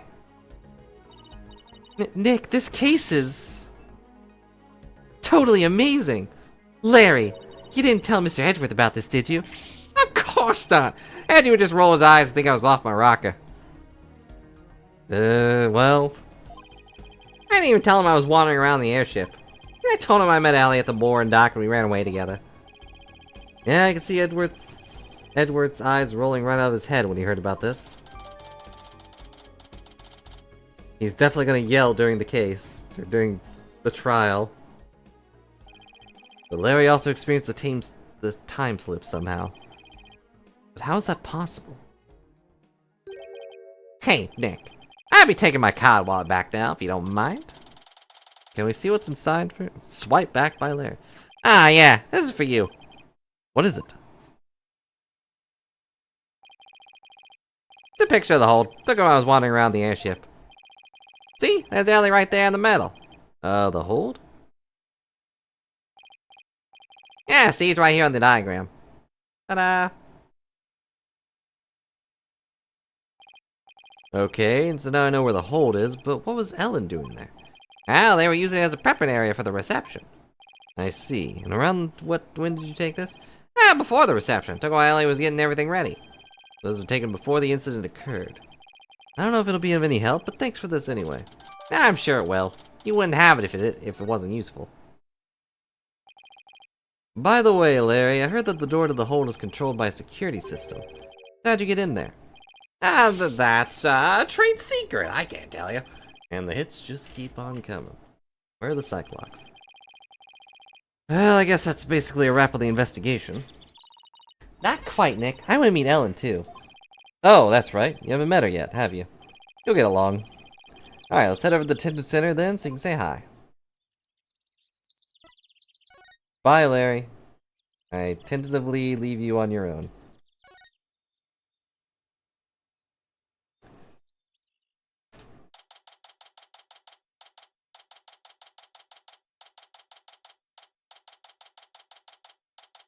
Why is it so slow? No, why? Please understand this is Master Soren's best interest. Sounds like Ellen's been talking with someone. Of course. The next president cannot be married to a criminal. It would disgrace Sprocket Aviation. Miss Ellen, I need you to forget about this marriage. Pardon us? We're here? If it isn't Mr. Wright. So their marriage is definitely off. There's no other choice. We cannot have a criminal in the family. For the sake of Master Soren and the Sprocket family, this is what is best. No. In that case, what if Nick here proved Ellen's innocence? Then you wouldn't have a criminal in the family, right? I suppose you're right, but I'm afraid that will be impossible. That's not true, not for Nick. He may look like a nobody, but he can do some pretty amazing things.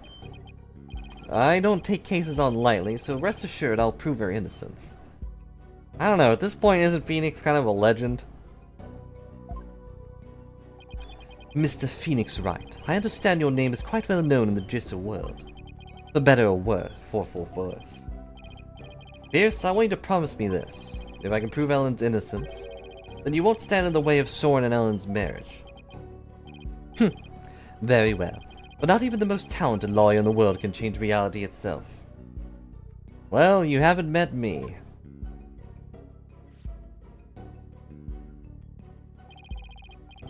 And the reality is, Miss Ellen is guilty beyond a shadow of a doubt.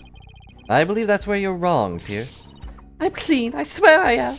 Obsessively, compulsively clean. Just as clean as pure as this pure white dress. It's kind of pink, in my opinion, but...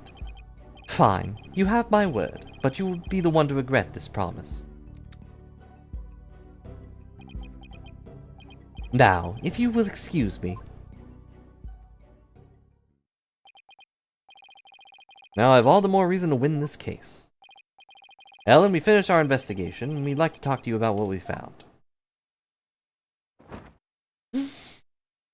Okay, I'm ready. Okay, so what did you find out?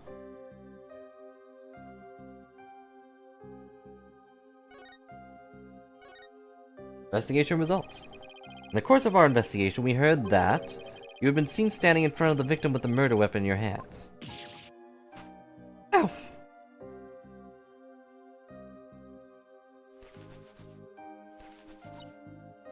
It wasn't what it looked like. It's true I was holding the murder weapon. But when I found him, he was already dead. I panicked. And I was hoping I could get back in time again like I had done earlier. I picked up the timekeeper from the pedestal and brought it over without thinking. You were so desperate you were ready to try anything, huh? Unfortunately, that sort of behavior makes you an easy target for the prosecution. No. As for your little trip through time, none of your in-laws could confirm your story, I'm afraid. I see. The only exception is Larry. He said he saw something. Really? What did he see? Can't say I quite believe it myself, but Larry claimed he saw something incredible. Claims he saw a pterodactyl flying outside the airship. What? Ma'am, please don't throw stuff in the detention center. Not only that, but apparently Pierce Nicody told Larry to keep quiet about it. But why would Pierce do such a thing? Larry's theory is that Sprocket Aviation is developing something in secret. A time machine, to be exact. Do you think that's why nobody would confirm my story? Because it's a secret? I really don't know, but speaking of your in-laws, you did manage to find your key card at the Sprocket Manor. One of your in-laws said he'd keep an eye on it for you. Oh, thank goodness. I lost it while I was getting things ready for the reception. I look everywhere for it. I'm so glad you found it! At least they're tears of joy this time, for a change. Well, Nick, looks like you'll have to prove the existence of a time travel in court tomorrow. That's right. I swear that while Mr. Gloomberry was being killed, I was busy traveling back through time. Great. With a stodgy skeptic Edgeworth at the helm for the prosecution tomorrow, we're really gonna have our work cut out for us.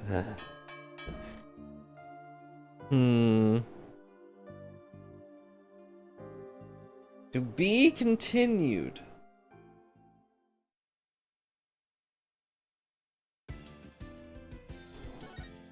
I don't like where any of this is going.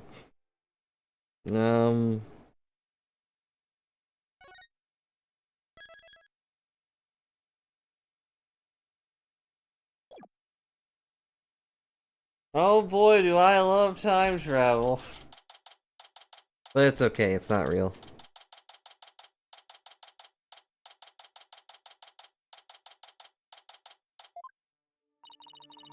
Good morning, Mr. Wright. Good morning, Ellen. See, you're still wearing your wedding gown? And I will continue to wear until our marriage is saved. Oh, Soren!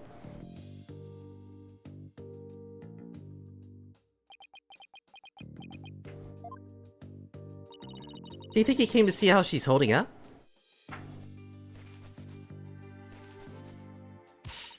Soren, my love, you came all the way to the courthouse just to see me? Oh, Soren, I don't know what to say. Blueprints. What? Huh? The engine blueprints. I can't find them. Do you know where they are? Oh, they're in your room, third shelf from the bottom on the right-hand side. Third shelf at the bottom, right-hand side, okay. Ah, I see. He's leaving already. Don't tell me he came just to ask about some stupid blueprints. Is he really that cold of a person, or is that just how he comes off, I wonder? What about me, Soren? Ellen. He's back.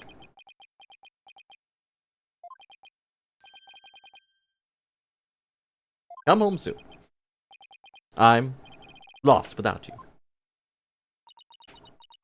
Literally. Soren! Later. Looks like showing your vulnerabilities is the fastest way to capturing a woman's heart. You should take notes on this, Nick. Please leave me out of this. I have too many vulnerabilities to show. Anyway, it looks like Soren isn't big on words, but it's clear that he cares about Ellen, at least a little bit. Knowing that, I actually feel kind of relieved.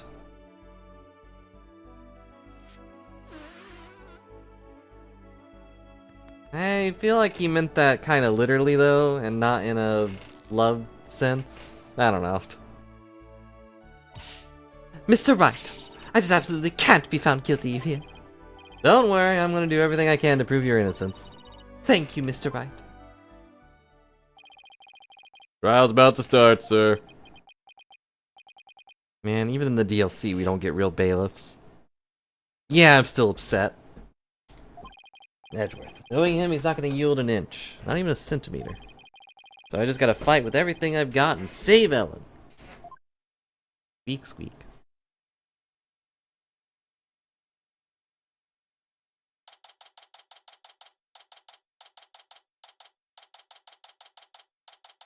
So slow. At least we're still in courtroom number 6. They didn't forget that part. Oh, right. I forgot about that part. Court is now in session for the trial of Ellen Watt. In case you forgot, he's been wearing this shirt the whole time. The entire DLC, he's been walking around with this outfit on, and people still trust him. Defense is ready, Your Honor. The prosecution's been ready for a while, Your Honor. Hello, Mimikyu. Well, I hope you're having a good day today, and yeah... Oh, that actually reminds me, I need to send Random a thing. I totally forgot. Let's see.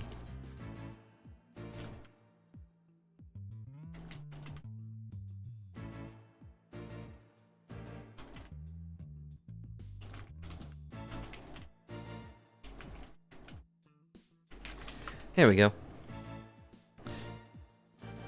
In the last stream, she actually did send a thing because she's a nerd, but for some reason the alert didn't pop up, and she never came back to tell me what she did. So I had no idea until I finally checked my email and was like, oh, that's what she did.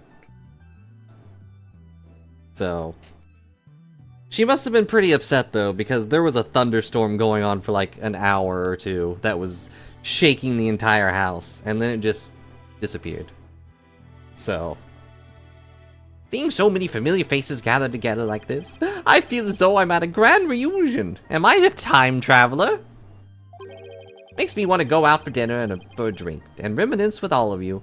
Ah, Prosecutor Edgeworth, remember that time you were on trial and your adopted stepdad tried to get you killed? And we had to interrogate a parrot? Ah, that was the best. Oh, that sounds like a great idea. I was dying for a real burger the whole time I was away. We can make it a welcome back party for Maya. How about it, Edgeworth? I have no intention of cavering with my enemies. Now then, Your Honor, let us start this trial at once. Oh, still not one for light-hearted banter, are you, Mr. Edgeworth? Jokes and good humor are beyond worthless in a court of law. Guess we'll just have to have the party without him then. I mean, I didn't say I wouldn't come. However, were it after the conclusion of this trial, I might consider joining you for your little welcome back party. Such a nerd. I certainly wouldn't mind an invite at the very least. Still as emotionally constipated as ever, I see. Now then, Mr. Edgeworth, if you could please go over the details of the case for us.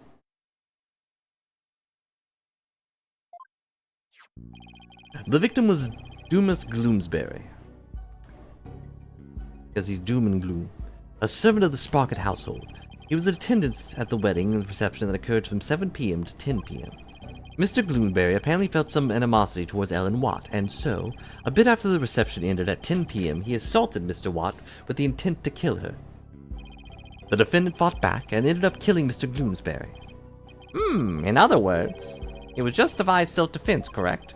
If that's the case, the defendant might not be criminally responsible. He's right. Worst case scenario, I could get self-defense to avoid the criminal charge. Wonder how Edgeworth plans to counter that, though. The prosecution's first witness will make my view on the matter clear, Your Honor. Very well. Bailiff, please bring in the first witness, or whatever.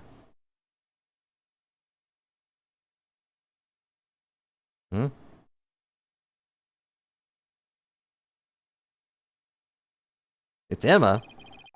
Please state your name and occupation, witness. Emma Skye, forensic investigator.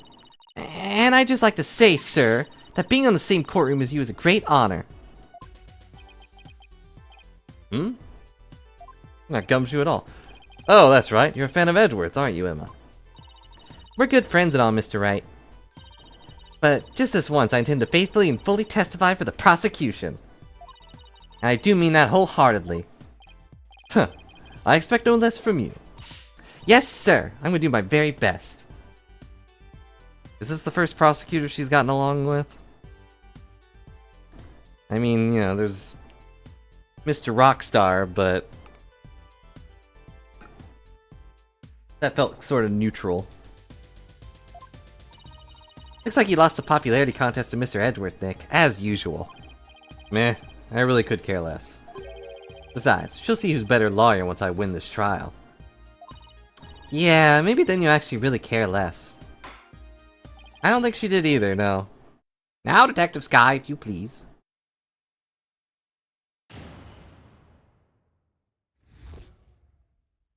But, you know, I don't really remember Apollo's first game. The murder weapon was a clock called the Timekeeper. The victim was hit from behind, and he fell over right into the lantern. That's not impossible.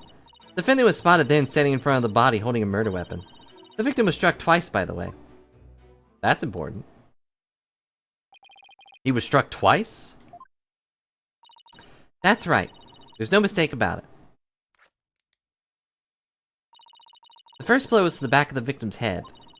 It was hard enough to knock him unconscious. Yet, despite the fact that he'd been immobilized by the first blow, the defendant delivered a second, fatal blow to the side of the victim's head. Which means... What exactly?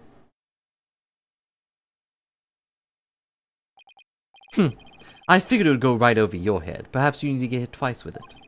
Let's put it this way. By striking the victim a second time, the defendant killed her last chance to escape from any criminal wrongdoing. She did? But how, Mr. Edgeworth? The defendant may have been fighting back because she was being attacked. However, she then went on to deliver a fatal blow to a man who was already fully unconscious. Nick, is he saying what I think he is? I don't feel so well. And thus, Mr. Wright, has justified self-defense been removed from the table. The prosecution intends to prove that the defendant killed the victim with murderous intent.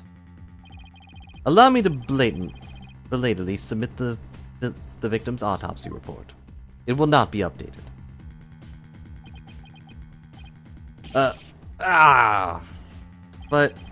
that's why he was acting all smug. Well, more smug than usual. It's fine, right? It's not like we're gonna plead self-defense anyway, right?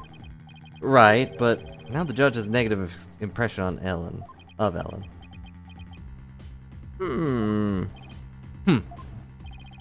May not get to prosecute much anymore, but he definitely hasn't lost his touch.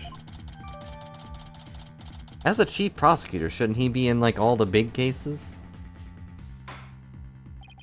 I guess we don't really have that many big cases. Now then, Mr. Wright, you may begin your cross-examination.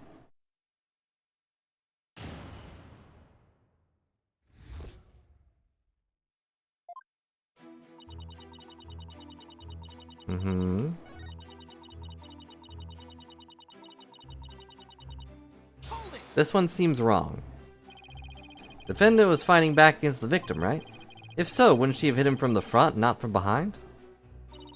The victim must have tried to run once Miss Watt started fighting back. That's probably when he got hit from behind. I see. That's the blow to the back of his head. Defendant must have looked awfully scary when she was brandishing that clock. I don't know about that. Have you seen her? Regardless of how scary Ellen looked, the victim was definitely hit from behind. May I go on? Yes, of course. Please do.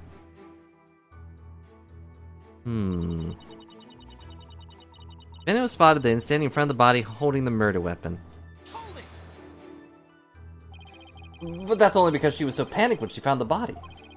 That she tried to use the timekeeper to go back in time. Objection. He sounds different. It's like, objection! Like, what? What was that? Hang on.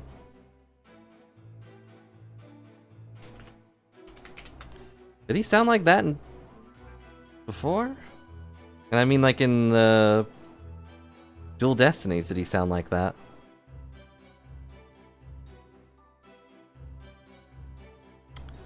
I can't find one that's just... Oh, wait. No, here it is. Objection. That's his original one. Objection. It's like, that's much better than this one. Huh. He didn't sound like that in Dual Destinies, right? Oh well. Mr. Wright, do you have any idea how absurd you sound? But Miss Watt really did believe she could travel through time with that clock. You really should have come up with a more credible story, you know. Yes, I agree. I mean, I'll accept a lot of stuff, but time travel? I mean, if I could time travel, the places I'd go, the cases I'd solve in seconds. But it's all I've got. Anyway, under the circumstances, the only conclusion we can draw is that the defendant killed the victim.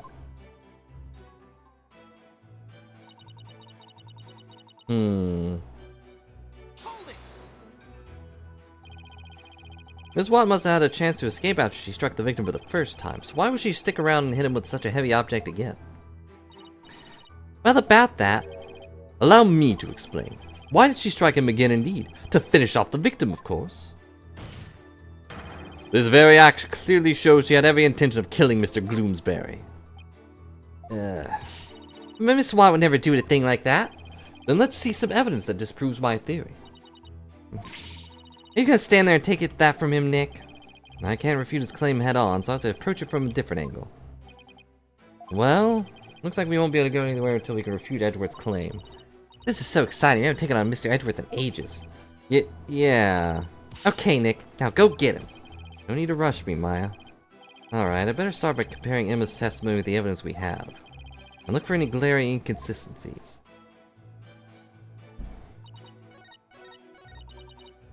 Alright, what do we have? You know, I'd actually... Oh, it's just all the pictures. Wait, what? Love is always in the air, the Flying Chapel, the only wedding venue sure to make your dreams take flight. After the ceremony out in the Vista deck, Sprocket Aviation's majestic Pegamoo mascots will light up the happy couple from both sides of the sweetheart table. Okay.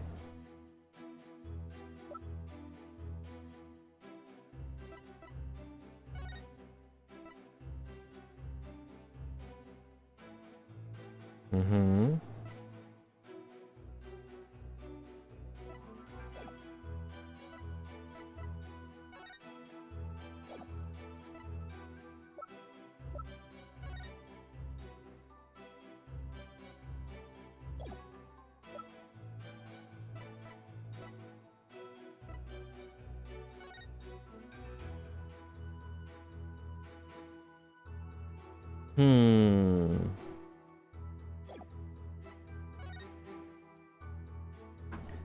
From a strong blow to the head, one was on the back of the head and the other on the side. The blows were caused by the same weapon.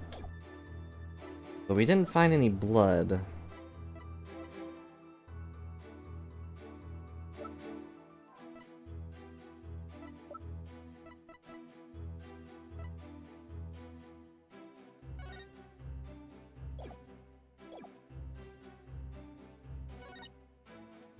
Now let's press this one first. Completely sure the murder weapon was the timekeeper. Yeah, completely. The shape of the injury on the victim's head matches up with that of the timekeeper. It's definitely heavy enough to kill someone with. I mean, geez, look at it. But would the defendant have been able to pick up and swing something so heavy? I tried it myself and was able to lift it up just fine. Maybe you're just freakishly strong? You're gonna get hit. Excuse me, Mr. Wright? I'll have you know that people on the force know me as the dainty forensic investigator. Sorry, but really, you're hardly a delicate flower. Mr. Wright, this is a court of law. Save your antics for after the trial, if you know how. Yes, sir. It won't happen again, sir. Whatever. Moving on. What am I trying to prove here? Well, I mean, if he fell over into the lantern, then he would be falling face first. Also, that doesn't make any sense, but... which one does it want me to present? That's the real question.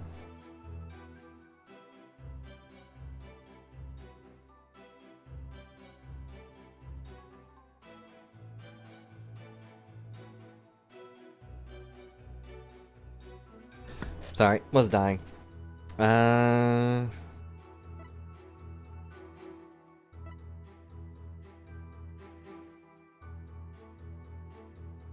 don't know. Do I trust my gut? But my gut is always wrong. Except for the times when it's not. Well, I'll at least do this, so we get past all the things.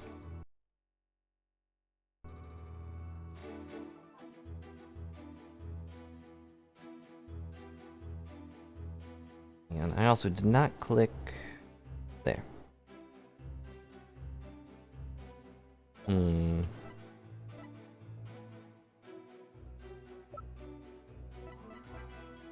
I don't think it actually can be the lantern, because this is just about the lantern. Objection! So it has to be that one, yeah. Detective Sky, I'm afraid I have to apologize in advance. For what? What did I do this time? For embarrassing you in front of your idol. What? What do you mean? Take a look at this photo of the crime scene. You'll see that the victim is lying on his back. If the victim had been hit from behind, as you claim, then he should have been fallen over into the lantern face down. Why did no one realize that? Not enough to simply take someone's side, Detective Sky, even if it's Mr. Edgeworth's.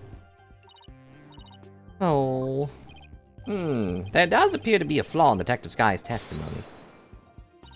Hold it, Mr. Wright.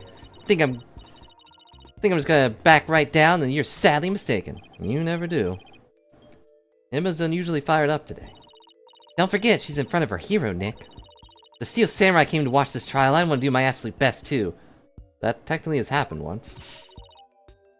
Listen, Mr. Wright. It's entirely possible the defendant moved the victim's body after he fell over. In that case, there wouldn't be any contradiction, right? Indeed. That was an excellent counter-argument, Detective.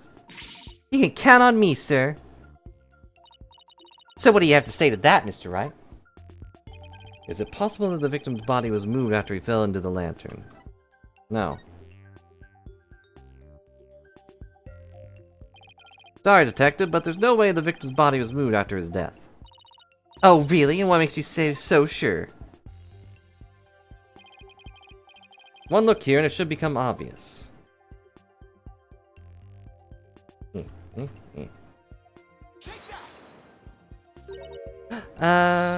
What exactly are you pointing at, Mr. Wright? Oh, was I not supposed to point at that one? What you're trying to communicate is not obvious at all, Mr. Wright. This penalty should make my feelings on the matter pretty obvious, even to you. Rude. The only thing that's obvious right now is the pain in my attorney's badge. You can feel that?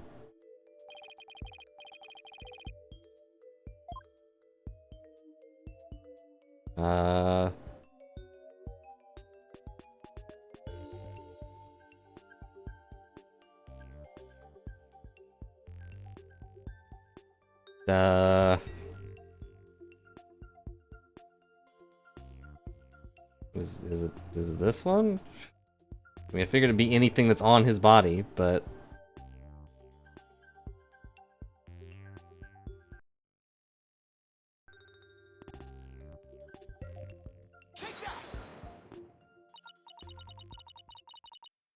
Okay, apparently the flower doesn't count, but the lantern counts. Whatever. There's broken bits of the lantern. Yeah, if the body had been moved after the fact, these fragments would have fallen off of it. But as you can clearly see, they're lying perfectly undisturbed on top of the body. This means that the victim must have been lying face up from before the lantern even broke. You're right! But wait a minute, if that's true, then when was the victim killed? I mean, the lantern was still whole during the reception, right? Right, which means we've just overturned a major assumption about this case.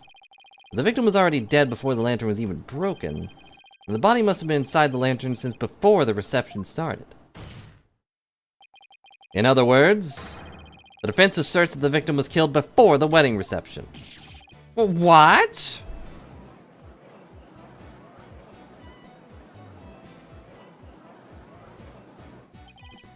In short, when Miss Watt was seen standing in front of the body after the reception, it wasn't the moment just after the murder was committed, which the autopsy should, reveal anyways. It was the moment she happened to discover the body, just as Miss Watt claims. Objection! Objection. Whether the act was committed before or after the reception is entirely inconsequential. It's not. After all, it was the defendant who prepared the reception hall for the event in question. Therefore, when the murder occurred, changed nothing with regard to her guilt. She could have killed the victim before the reception, as you claim, and then tried to hide the body in the lantern before the event ended. Objection? Sorry, but that doesn't make any sense. Finally, someone says it. I mean, where would the body have been hidden during the reception in your scenario? That's... Even you have to admit, Mr. Edward, that this has opened up a new possibility. Do explain, Mr. Wright. Well, if Miss Watt didn't commit the crime in the reception hall, then that means someone, somewhere, put the victim's body into the lantern. I suppose that makes sense. A dead body couldn't put itself in there. Unless Maya was involved. Miss Fay, you weren't involved, right? Exactly, Your Honor. In other words, if the murder actually occurred before the reception, it opens up the possibility that...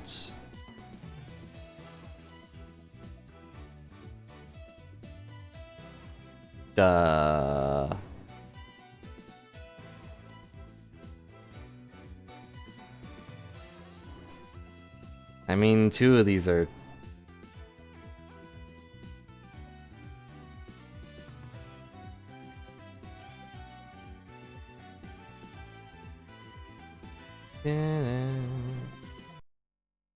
Yeah, I'm a chump. But...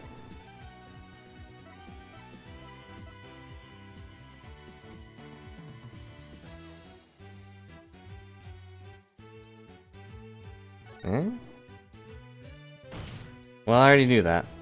The defendant didn't commit this murder. Oh, for heaven's sake. Actually, let's see what he says. Even if the murder was committed before the reception, that alone doesn't erase suspicion against the defendant. Seems that was too ridiculous of a leap backwards from Mr. Edgeworth, Mr. Wright. I mean... Does it? Is it? There.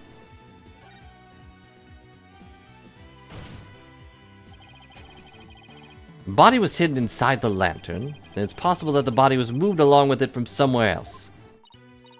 Oh, you're right. You can run that mouth of yours all you want.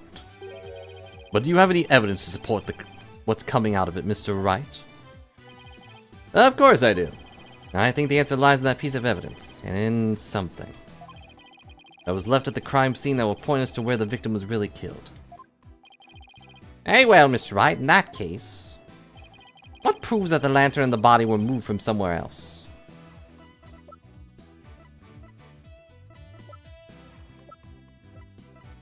The photo again?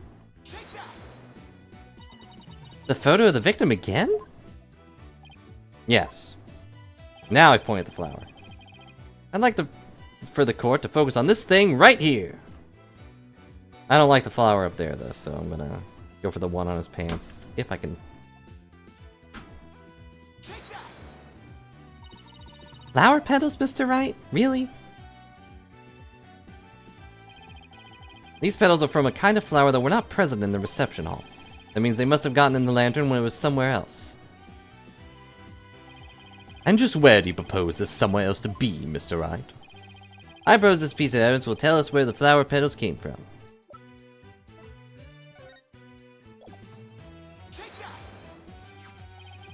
Please take a look at the flowers in this picture of the hold. Notice how their petals are of the same shape as the petals in the crime scene photo? Yes, I see. They do look to be from the same kind of flower. Objection? Is that really all you've got? A flower is a flower is a flower. They're all the same. I would hardly call what you presented as compelling evidence. I'm afraid I couldn't disagree with you more, Mr. Edgeworth. I gave a flower of this type to my lovely wife once when we were young. I can assure you that this is a very meaningful and compelling evidence indeed. The soundness of my judgment in this matter is backed by nothing else than pure love. But, Your Honor. Let it go, Mr. Edgeworth. It's clear you don't know much about flowers. Not like you have anyone you'd actually give any to, after all. I don't like flowers. But maybe you should study up on them, just in case the opportunity presents itself. Ugh! This is from the man who only knows the names of 3 types of flowers. That's hardly irrelevant to the case at hand. The defense asserts that it was highly probable the victim was killed in the hold.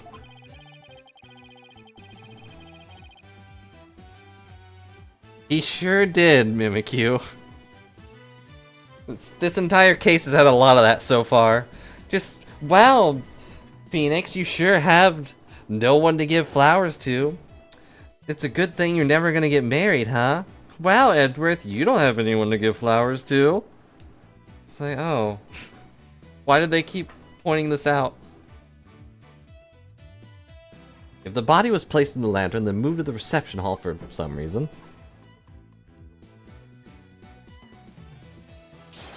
it would completely destroy the prosecution's case. Then you mean the body was... That's right, they took it and moved it somewhere else. The victim's body was... inside the lantern during the entire beautiful wedding reception, while the defendant and her betrothed were celebrating their love. What? That's sure to put a damper on anybody's mood.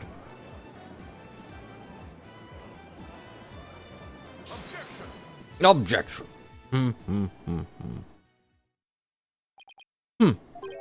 Your smooth talk might work on his honor, but it won't work on me. What are you talking about now? Take another look at all the evidence and you'll soon see what I mean. I wish you would just tell me already. That's rich coming from you. Detective Sky, I'm sure you've already figured out what I'm talking about, correct? Aha! Heh, of course, sir. Mr. Wright is the only one here who hasn't. And maybe mine. Why don't you leave this to me, Mr. Edgeworth? Very well. Let's see what you can do. Did we check for fingerprints on anything? Detective Sky, please give your testimony in this court.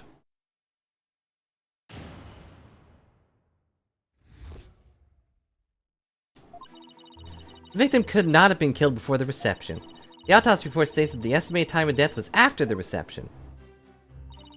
And that estimated time of death is correct. There's no way it could be wrong.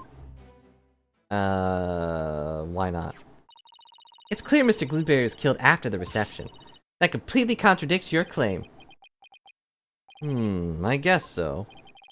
Tell me you at least took a curiosity glance at the autopsy report, Mr. Wright. Appears you've grown rusty since our last outing. Might I suggest you go back and brush up on the basics? Sure. Though I must say, you're as cocky as ever, Mr. Edgeworth. I beg your pardon? But what are you trying to say, Mr. Wright? I'm just saying that I'll go back to the basics if that was Mr. Edgeworth wants. I'll prove how badly he's underestimating me with a good old-fashioned cross-examination. Very well. I see you put your money where your mouth is, Mr. Wright. Also, whoever loses this case is going to be paying for all the food at, Miss Faye's return party, right?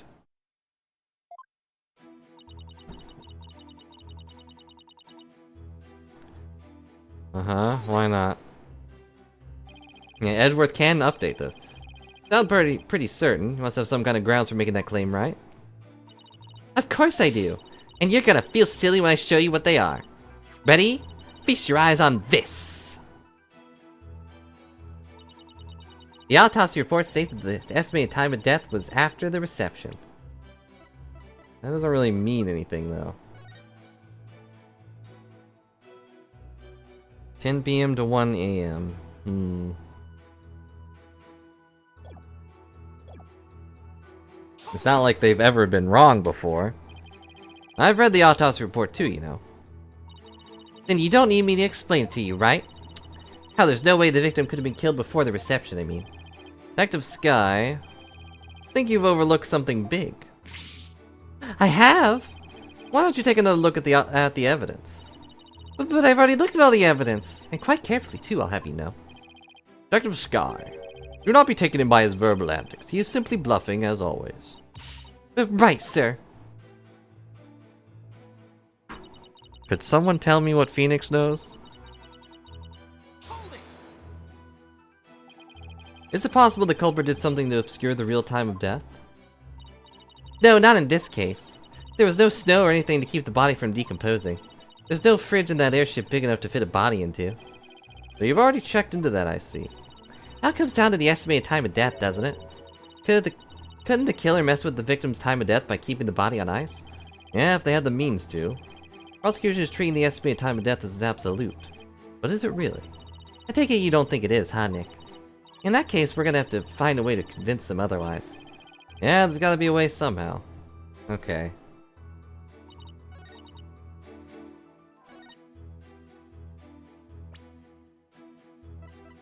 So it has to be this one? Doing this anyways. Nope. It was not that one. Oh, wait, duh. I totally forgot this is also its own thing. Whoops. Objection! I used the picture. I feel like they should have accepted the picture, too. I swear, if they show the picture during this one... I admit the estimated time of death does contradict my theory. Finally, and that means your theory that the victim was killed before the reception is still entirely plausible. Huh? What makes you think that? The killer could have falsified the time of death by using a certain item in the reception hall. Please take a look at this. And what the heck is that contraption, Mr. Wright? It's a fog machine, Your Honor, used to create a special romantic atmosphere in the hall. And this machine could have been used to falsify the time of death? Yes, Your Honor, because this machine uses dry ice to perform its magic. Dry ice? Ah, yes, the super cold stuff commonly used to make theatrical fog, right? I know about that. My grandchild fills their room with that all the time. You claim that this dry ice was used to keep the body cold. Oh. In that case, I guess the victim could have been killed before the reception.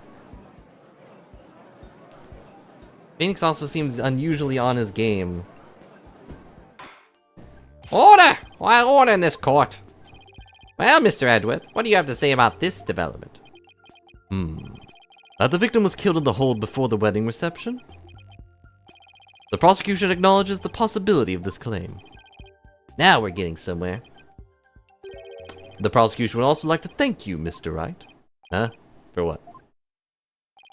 I didn't know how a certain piece of evidence fit into this case, but now thanks to you, I do. What piece of evidence? What did we do?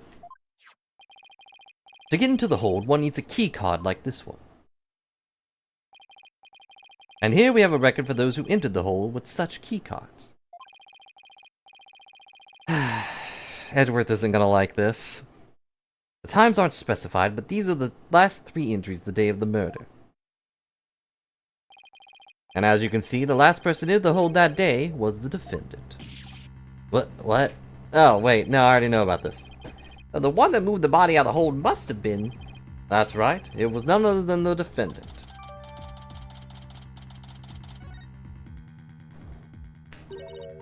Hey Nick, take a look at this entry record. There are a couple other names on here besides Ellen's. Hey, you're right.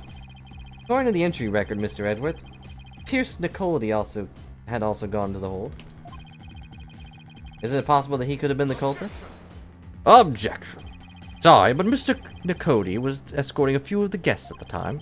I'm sure they would have been happy to testify to that fact if you'd like. Think me cocky all you'd like, Mr. Wright, but my confidence is rarely misplaced. Edgeworth, we've known each other for a long time. I think that would be easy to disprove. Now then, it's probably safe to assume that after killing the victim in the hold, the defendant moved his body to the hall in order to dispose of it discreetly. What do you mean by discreetly? The defendant volunteered to take care of the reception's cleanup personally. I mean, she would have had the chance to dispose of anything in any way she wanted, including taking the lantern off the airship without raising suspicion. Don't tell me you didn't know about Miss Watt volunteering for cleanup duty, Mr. Wright. We did, but that goes against everything we've been told. My last task is severed to the Sprocket household. I have to take the preparation and clean up the reception banquet. I see. Yeah. Look at you, sweating buckets like a rookie, even after all these years. Nevertheless, thank you for proving that the only person who could have killed the victim in the hold is Ellen Watt. Yeah, great job, Phoenix. Now we're back to square one. Perhaps you should ask Miss Sykes for some help in reviewing Defense for Dummies. Way to go, sir. You've got Mr. Wright in a cold sweat. I wonder if the promise of seeing that miserable look on his face is what brought me back to this court today. Certainly made all of my stress and woes as chief prosecutor just melt away. I guess he had a lot of stress built up. I'll give him something to stress over before we're through today. Your Honor, the prosecution asks that you render your verdict at this time, before that man over there tries to throw the court into chaos with his meaningless bluffs. I see. Mr. Wright, are there any last meaningful bluffs you'd like to present to this court? Your Honor, what did I just say? Why'd you have to assume it'll be a bluff? Nick, hurry up and throw a good one out there. I will. Jeez. It's not a bluff, though. Well, alright then. Let's see. I've got it. How do you know it was Miss Watt who used her keycard? That's not a bluff. After all, if it turns out someone else used her card, it would mean that Miss Watt didn't do it. Interesting. And are you able to prove this bluff to be true? I assure you I'm not bluffing, Your Honor, though you'll wish I was in about 2 seconds. Well, now what? Wait a minute, Nick. I can think of a certain somebody who might have used Ellen's keycard. Remember? The one who was sneaking around the hold in spite of not being a family member? Oh, that's right. How did I forget? Your Honor, the defense would like to call a certain witness to the stand. I need the testimony of this person who may have entered the hold with Miss Watt's card.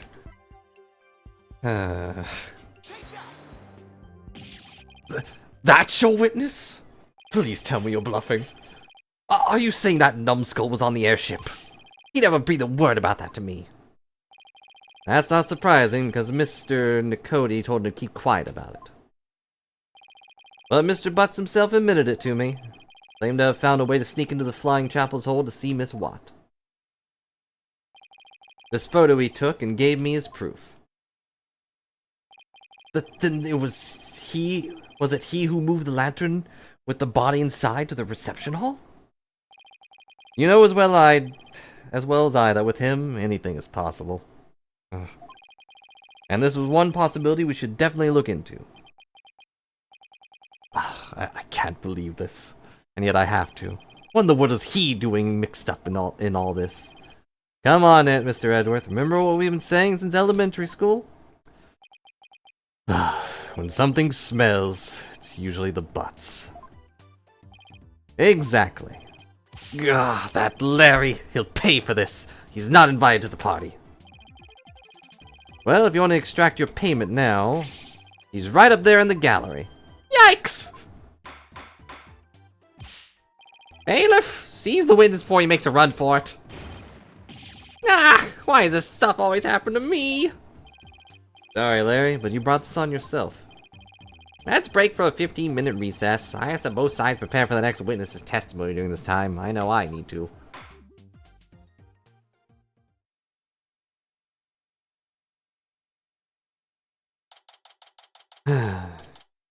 Something smells, and it's the butts.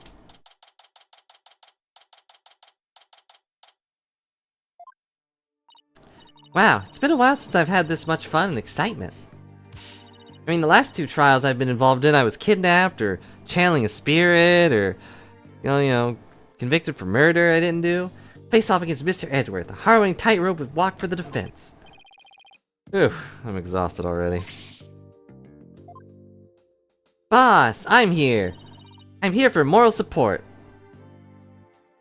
I don't really want Athena to give Larry a therapy session. Who knows what nonsense he has in his brain. Athena, are you all done practicing for Trucy's magic show? Well, to be perfectly honest, I sorta ran away. That's because she was putting my life in danger, I tell you. I see. I think I'll need to have a one-on-one with her. You're really athletic and fit, Athena, so Trucy probably thinks she can run you ragged. That may be true, which is why not even Trucy can keep up with me when I run at full speed. Ha! Looks like you spoke too soon, Athena. Never underestimate the resourcefulness of a great magician. Huh? I called Edward. Magical girl Trucy Wright is on the scene. No. Now, Athena, it's time to practice human combustion magic. Go on, douse yourself in this gasoline. Trucy, I don't really want to defend you in court again. Don't worry, it's a magic trick after all, so it's perfectly safe. Run away! Hey you, not getting off that easy. They get along so well, don't they? Reminds me of the good old days. You, me, and Pearly. Oh, and Detective Gumshoe. Can't forget him. The game did. I'm glad Maya remembers him.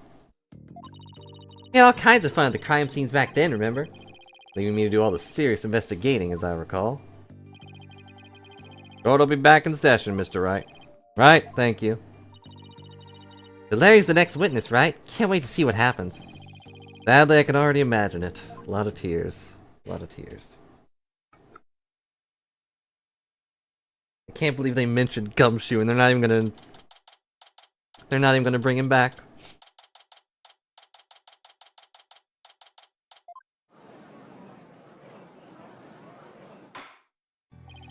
Court will now reconvene. Yak, Nick, Eddie. The two of you are gonna hang me out to dry, aren't you? No, not the both of us. Just me. Just Mr. Wright. Nick, how could you? I don't really think he did it, of course, but I've got to use whatever leads I can. Mr. Butts, there's a possibility you moved the lantern that had the dead body in it. If you want to clear yourself of any suspicion, all you gotta do is testify. Now then, your testimony, please, witness. You look awfully familiar.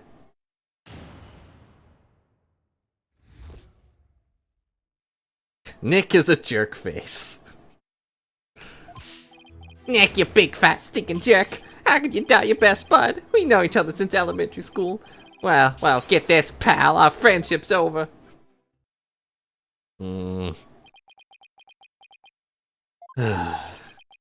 Witness.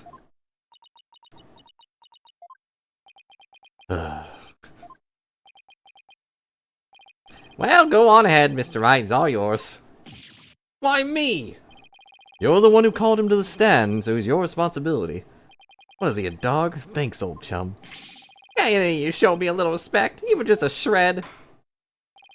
You may cross-examine the witness, Mr. Wright. I would if there was any testimony to cross-examine. You brought the Larry Butts home, you have to take care of him, feed him, keep him clean. Nick, you big fat stinking jerk face. Hold it, I'm not big, fat, or stinking jerk face. Come on, Larry, can't you please give me something real to work with? Don't think I don't know about your tricks. If I say something careless, you're gonna shove some evidence at me with a loud objection and super smug look on your face. Yeah, well, that is my job. If I get found guilty, how you gonna take responsibility for what you done? Why should I take responsibility for just doing my job?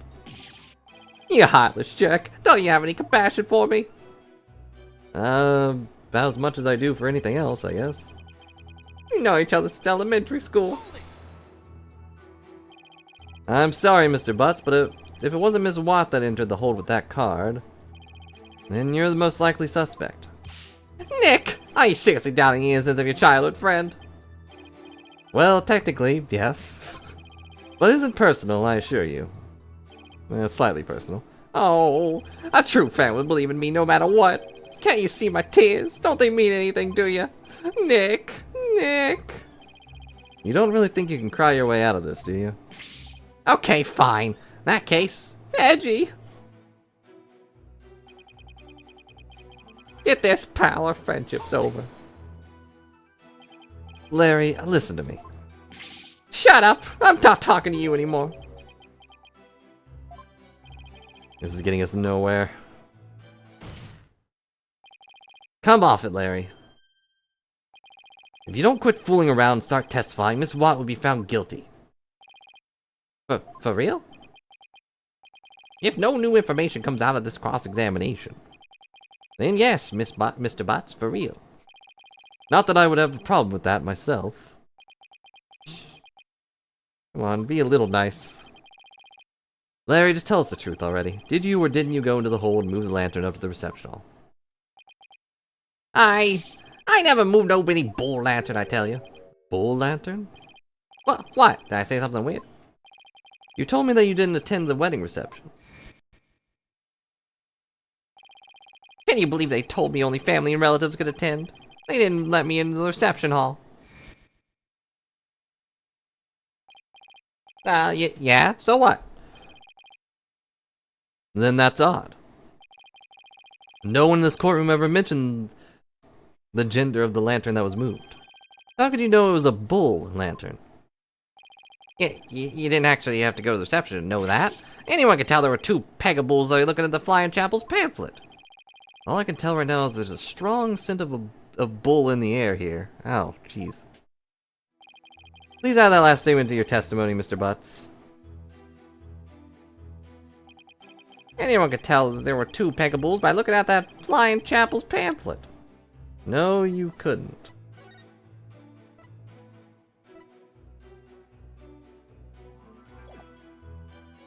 Objection! I'll use the pamphlet as proof. Why don't you take a look at this, Mr. Butts? The pamphlet you gave me. Unfortunately for you, the pamphlet clearly shows a pega cow and a pega bull in their example diagram of the reception hall. Huh? But on that day, instead of putting a pega cow and a pega bull for the bride and groom, there were two male pega bulls on display for some reason. Yet somehow you knew there were two pega bulls in the reception hall that day. There's only one way you'd know something like that, Larry. It was you who moved the pega bull to the reception hall, wasn't it? No! Larry, you didn't. Mr. Boss, did you move the lantern containing the victim's body to the reception hall? That's what it looks like. What?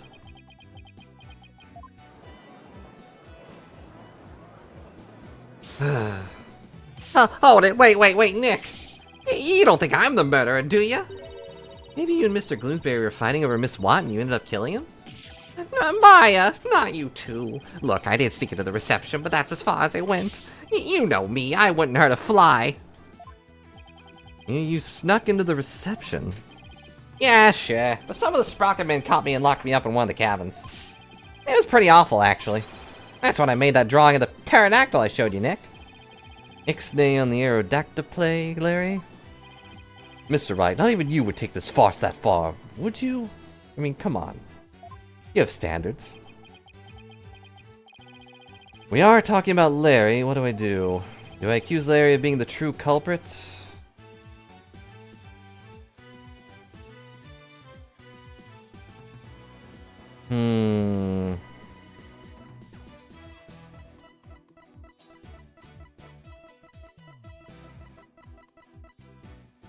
I don't know. I don't think he did it or would do it. On the other hand, if I accuse him, then he'll testify. Whereas if I just say no, he'll just leave.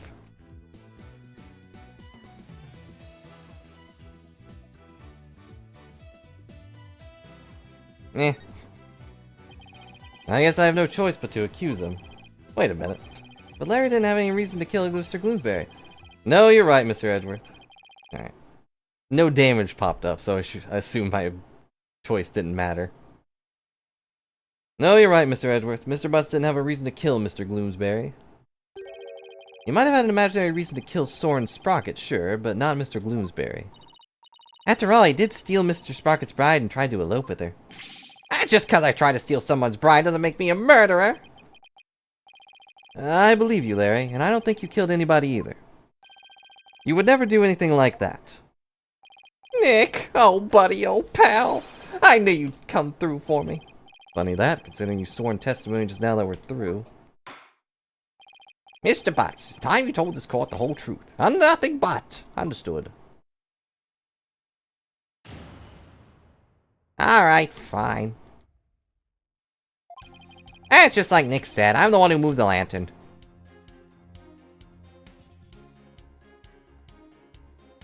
Hmm?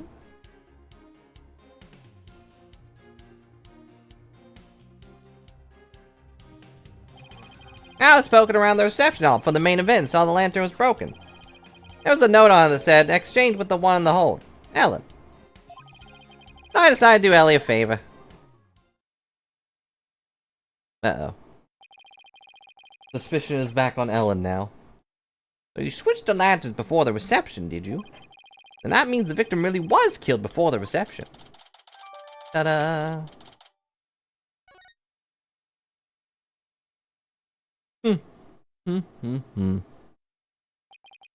It would appear that Mr. Butts completely fell for the defendant's scheme. Scheme? What scheme? This note from the defendant, exchanged with the one in the hold, Ellen. Mr. Butts moved the lantern with the body into the reception hall because of this note. And thus, he has become a suspect in Mr. Gloomsbury's murder. Gulp. That second lantern did feel pretty heavy. But I never would have thought there was a dead body in it. What was a note like that doing on the lantern in the first place? Hold it. You got all wrong, Mr. Edgeworth. I left that note for myself. It's simply a reminder because I could be very forgetful. Objection. What a sorry excuse, Miss Watt. The prosecution contends that this note shows the one facet of the defendant's murderous plan. And you, Mr. Butts, you played right into Miss Watt's hands. No way, Edgy. I don't believe it. Not for a single second. You still really believe Miss Watt to be the culprit, Mr. Edgeworth? Of course. My stance on the matter remains unchanged. You think I'm wrong, then prove it with your cross-examination. Gladly. I don't know why you didn't say that out loud. Very well, Mr. Wright. May cross-examine the witness. Again. A little better this time. Was this the best cross-examination you had in mind, Gum? Good old Larry. Mm-hmm.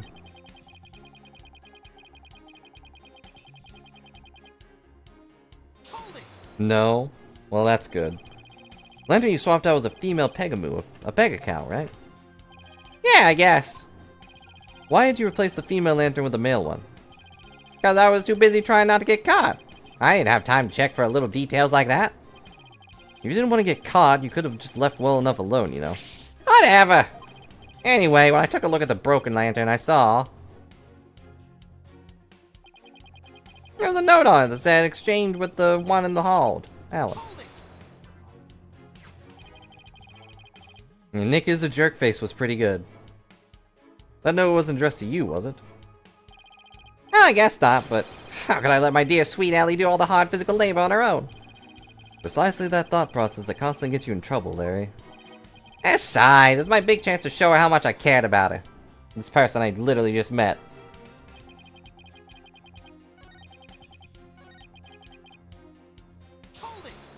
Hold it. Nobody saw you the whole time you were switching the lanterns? Nope. I didn't get caught. Not that time, anyway. Not that time. Yeah, when I tried to sneak into the reception hall the first time. Oh, that's the scene we saw. I ain't had much luck. Those sprocket guys spawned me and nabbed me. All of my words are failing me right now. Yeah, pretty exciting, don't you think? Larry, you need help. And then they locked me up in one of the cabins. Nick, what are you asking about stuff like this for, anyway? Shouldn't you be trying to prove Ellie's innocence? Well, is that statement of his important to the case? Of course it is. Mr. Butts trying to crash the reception, subsequently getting locked up in a cabin. I believe these might be important facts in the case, Your Honor. Very well. Mr. Butts, please add that statement to your testimony. I tried to sneak into the reception hall, but I got caught and locked up in a cabin. What do we have that proves that to be incorrect?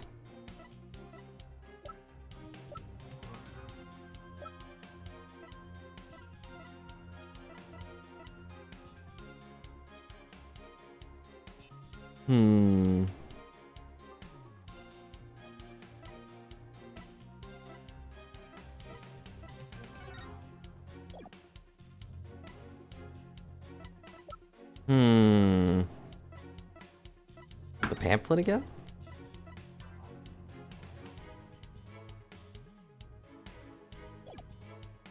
Hang on, let's press it. A little more detail. You got locked up. Then what happened? I broke out. I started looking for Ellie and wandered into the reception hold again. That's when I saw the broken lantern and replaced it.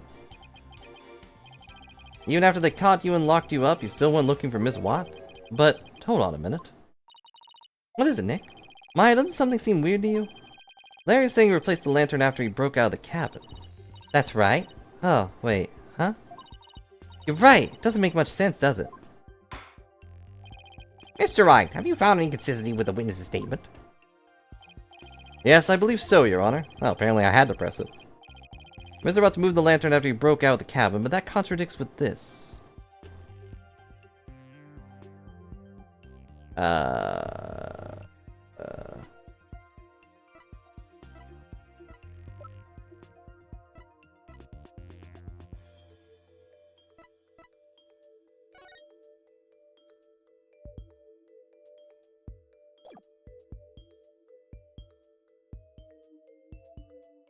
so... Ow. Is it this one?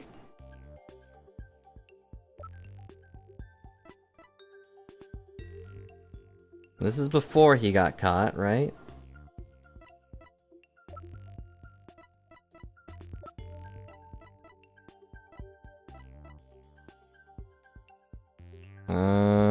I don't actually have damage up there. Weird.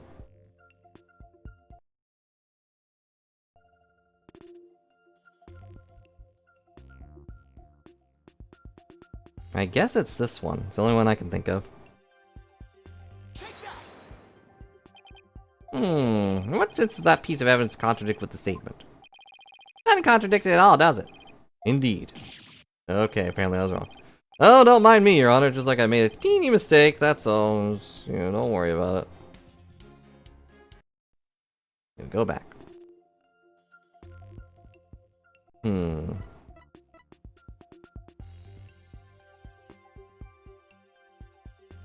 Oh no, it's before the reception began, so...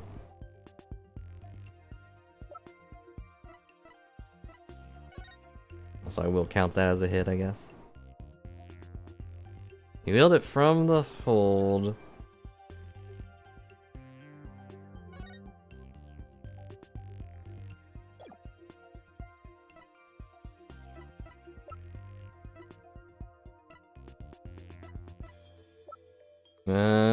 Which one am I looking for?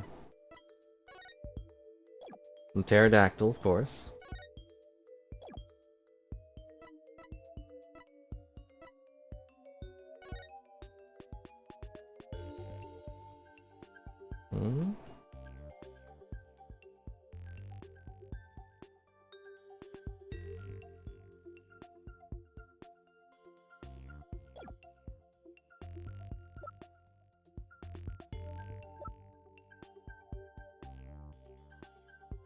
Is it that one?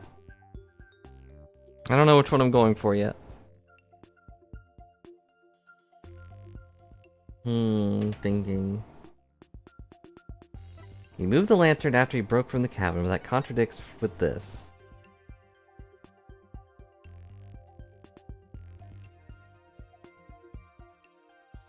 But what is this?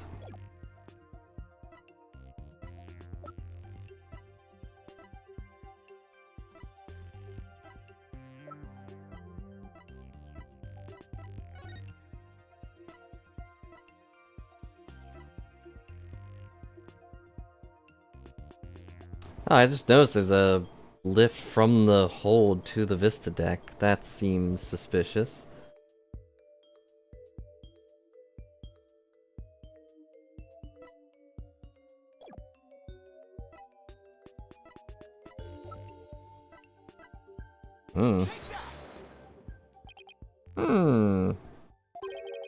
What sense does that piece of evidence contradict with the statement?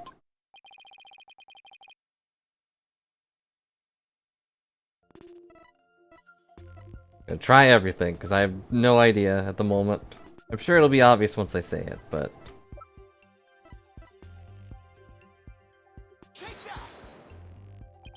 Do I not have the right evidence yet? Or am I just dumb? Alright, Mr. Wright, but I won't give you a penalty this time.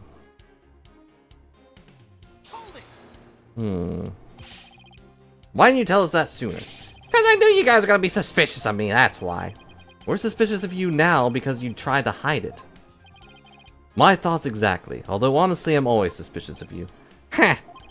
And I told you. Happy? How about letting me go?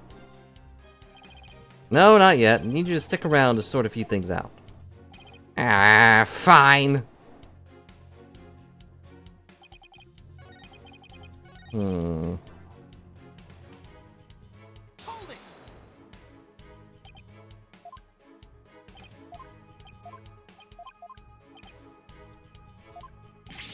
Yeah, we watched this one already. So I have the thing. I have no idea which one it is.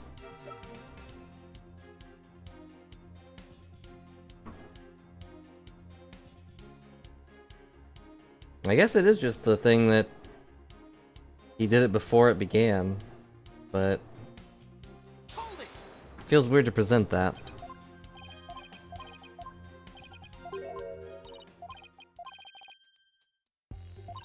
Uh-huh. I see, it goes with the other theory, actually. That makes sense, I'm dumb. Is that? Yes, it's the Broken Lantern, Your Honor. I just need to read them properly. Mr. Butts, what you're saying doesn't make any sense at all. What? Why not? You swapped the lanterns before the reception began, right? Yeah? That's what I said, isn't it? But you also just said that you swapped the lanterns after you got locked up in a cabin for trying to sneak into the reception. In other words, you're saying that you swapped the lanterns both before the reception and after the reception took place. That certainly doesn't make any sense, does it? Mr. Butts, did you swap the lanterns before or after the reception? Which was it, before or after? There's a world of difference between the two. Well, Mr. Butts? I guess I can't expect guys like you to understand. In a nutshell, it was both before and after the reception. What? I tried to sneak into the first reception and got locked up. The first reception? Uh-oh. I don't like where this is going. Then, through the power of Ellie's pendant, time got rewound and we went back in time for the reception. It was after that is when I replaced the lantern. So it was both before the reception and after the reception. Get it? We went back in time for the reception. So of course the reception would take place one more time after that, right? That's why I said it makes perfect sense. Mr. Wright, what in the world is the witness talking about? Has he developed some sort of intellectual ailment that I was not aware of since I saw him last? Well... None of the sprockets seem to remember the time skip, but I do. And Ellie remembers it too. I think the power of our love for each other made the miracle happen. Mr. Wright, I'm sorry, but could you please translate this man's gibberish so the rest of us can understand? Now I have to be the one to explain about the whole time travel thing? Go on, Nick. I know you can do it. Looks like you don't have much choice, Nick. Ah, the heck with it. I can't lose any more dignity today anyway. Did we ever have any? I mean, look at what you're wearing. The defendant, Miss Ellen Watt, has told the defense the following strange story. She said that after the reception ended, she was attacked by Mr. Gloomsbury.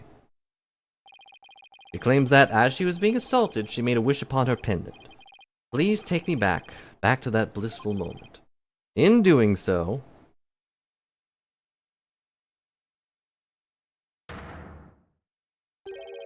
time apparently rewound itself to just before the reception began. It what? I know it's hard to believe, but think about it this way. Through the power of the pendant, both Ellen Watt and Larry Butts experienced time travel. What?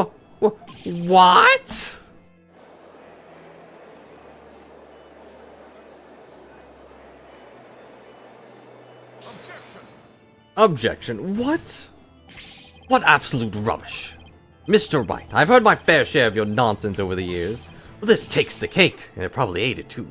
Have you thoroughly lost your mind? But this is simply the conclusion I came to, using that logic ability you love so much. What? The truth of the matter is, the future president of Sprocket Aviation, Soren Sprocket, has been researching time machines. So, what if a time machine has already been successfully created? And what if that's one of Sprocket Aviation's top secret inventions? A time machine? Yeah, I even saw something while we were time traveling. Saw a pterodactyl flying through the sky. Maybe the airship was set to travel through time for a honeymoon trip? What? A pterodactyl? Objection. You can't possibly have any evidence to back up your ridiculous time travel story. Well,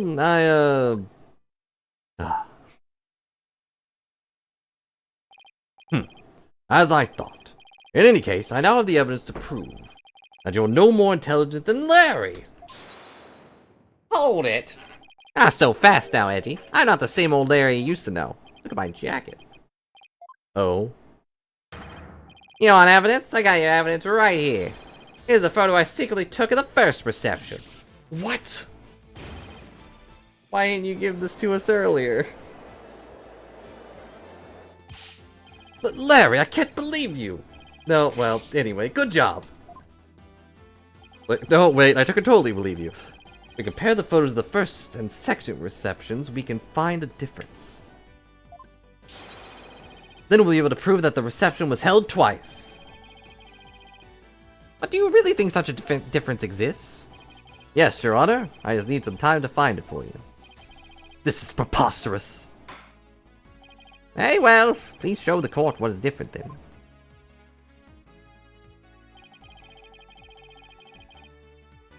This is proof positive that the wedding reception was held twice. Alright, let's look at the other one real quick. Her flowers are different. It's basically what I looked forward to. But also, what is this angle? How did he get over here? Also, what is with that guy's head? This guy right here, like, what? Where is his body? It's just a floating head. I guess it's supposed to be turned, but...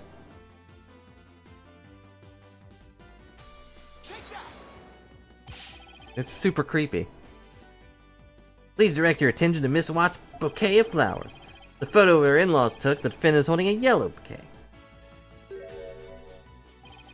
But in the photo Mr. Butts took, she is holding a red one. You're right. That's impossible! What does this mean? It means the defendant really did experience 2 wedding receptions. She did that when she traveled back through time, Or when, you know, they just did it twice.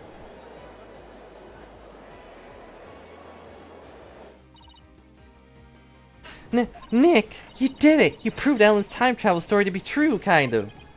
Yeah, I can hardly believe it myself. Just as Ellen said, the reception was held twice. Turns every assumption we've based this trial on upside down. Objection! Seriously, what the heck, man? I refuse to accept such a ludicrous argument. Pure fiction under the guise of pseudoscience at best. There's simply no such thing as time travel. Yeah, that's objectionable. I know it's hard, but can't you suspend your disbelief for 1 nanosecond, Edgeworth? Absolutely not. I bet sci-fi movies push all your buttons all the wrong way, don't they, Mr. Edgeworth? I totally picture you yelling that never happened every 5 seconds at the screen. I only do that with the Steel Samurai. Maybe you should stay away from the movie dates altogether. That's neither here nor there.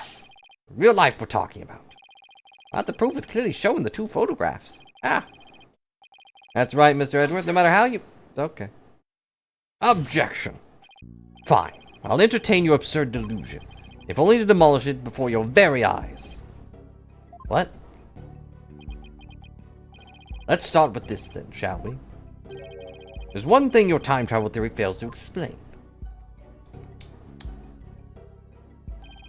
And that is the memories of the other guests there. The defendant and Larry remember the reception occurring twice, but no member of the Sprocket family has ever mentioned such a thing. That's because the time machine is classified technology. Objection. Not done, you bird brain. But bird brain? As I was saying, the entire family's been sworn to secrecy. Then why hadn't they sworn the woman who was marrying into the family into secrecy too? That's a good point. Although they kind of didn't like her. Honestly, all it takes is a little common sense, Mr. Wright. Even still, how do we know that the trip through time did not really occur? There is proof in the photos that it did, and besides, if time travel doesn't exist, well, I'd be a little disappointed, frankly. I was hoping to go back to the days of my youth. Ah. Must allow yourself to be taken in by Mr. Wright's whimsical tales, Your Honor. I've read about it in various literature, you see. They all say that time travel is just not logically feasible. Maybe the argument was just a little too nonsensical, Dick. Well, in that case, why don't we put common sense to the test? Excuse me? The wedding reception was held twice. The photos are proof of that. But it wasn't because of time travel. Simply because the reception had actually been held twice. Isn't that the most reasonable way to interpret the situation? Yes.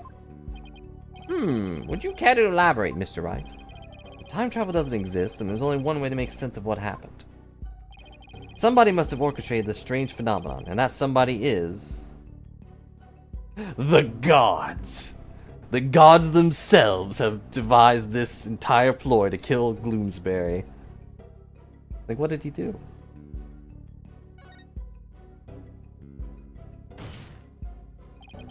What if all the guests of the reception conspired together to hold the reception twice and keep quiet about it? What? And for what purpose would they conspire to do such a thing? Well, I don't know.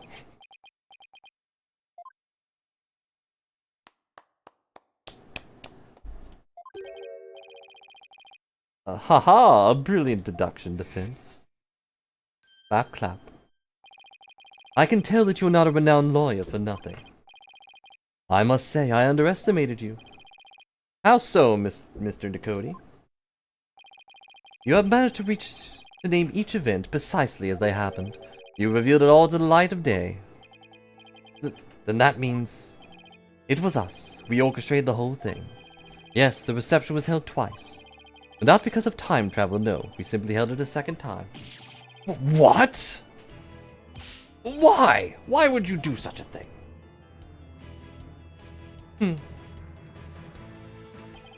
To make it as though the murder Miss Ellen committed never happened. Master Soren figured it out. Master Soren figured that if Miss Ellen, who'd killed Gloomsbury after the first reception, experienced the reception one more time, she would think it was all a dream. It was he who ordered us to make it happen. However, only a few, like myself included, knew of Miss Ellen's crime. Are you saying most of the guests attended two receptions without knowing why? Indeed. They needed no reason. Master Soren told them to do it, and do it they did. That is the Sprocket way. Then who hid the body in the lantern? We did. But we did not anticipate the pedals finding their way in, nor the actions of Mr. Butts. I mean, really, Mr. Butts, who could ever predict you? And that's how you intended to cover the whole situation up? There was just one thing everyone here has wrong. The real scene of the murder was not in the hold. It was the Vista deck. What?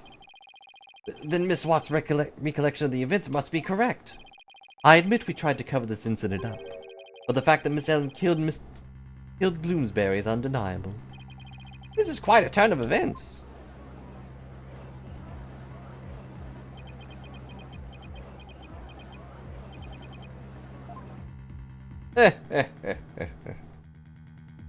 Except it wasn't her. And so it appears we've arrived at the truth at last. Now. Please do feel to travel back in time, Mr. Wright, and attempt to do this trial over again. Go on. Let's not get hasty, Edgeworth. You've really already saved over that save state. I bet you can't do it. I bet I can't either. Your Honor, we have to hold a separate trial for the cover-up conspiracy later. But as far as this case goes, I believe we are ready for your ruling. Objection! Just before the defendant lost consciousness during her attack, she says she saw someone strike the victim. It's possible the third party is the true culprit. How convenient. You still want us to believe the defendant's words? Perhaps you've lost more than your touch during your time abroad. This third-person nonsense is nothing but rubbish, and you know it. But, by the same token, how can we trust those who conspired and lied to fool this court of law? For all we know, they might still be hiding something. You got me there. Never know when to quit, do you? Now, calm down, both of you. In any cases, there isn't enough trustworthy information yet for me to render a verdict. Honestly, there's only like 2 trustworthy people in this courtroom right now. I suggest we continue the trial after both sides have investigated the matter further. Very well, Your Honor. Phew, that was close. Mr. Ducote, as for you and your cohort's attempt to cover up this crime, your case will be brought to a separate trial following the resolution of this current one. Understood, Your Honor. Well then, this concludes today's trial. Court is adjourned. Well, as expected, time travel's not real. I suspected it from the beginning. It was Mr. Top Hat Man that solidified my theory. He was way too nervous about, well, everything. He clammed up faster than a clam.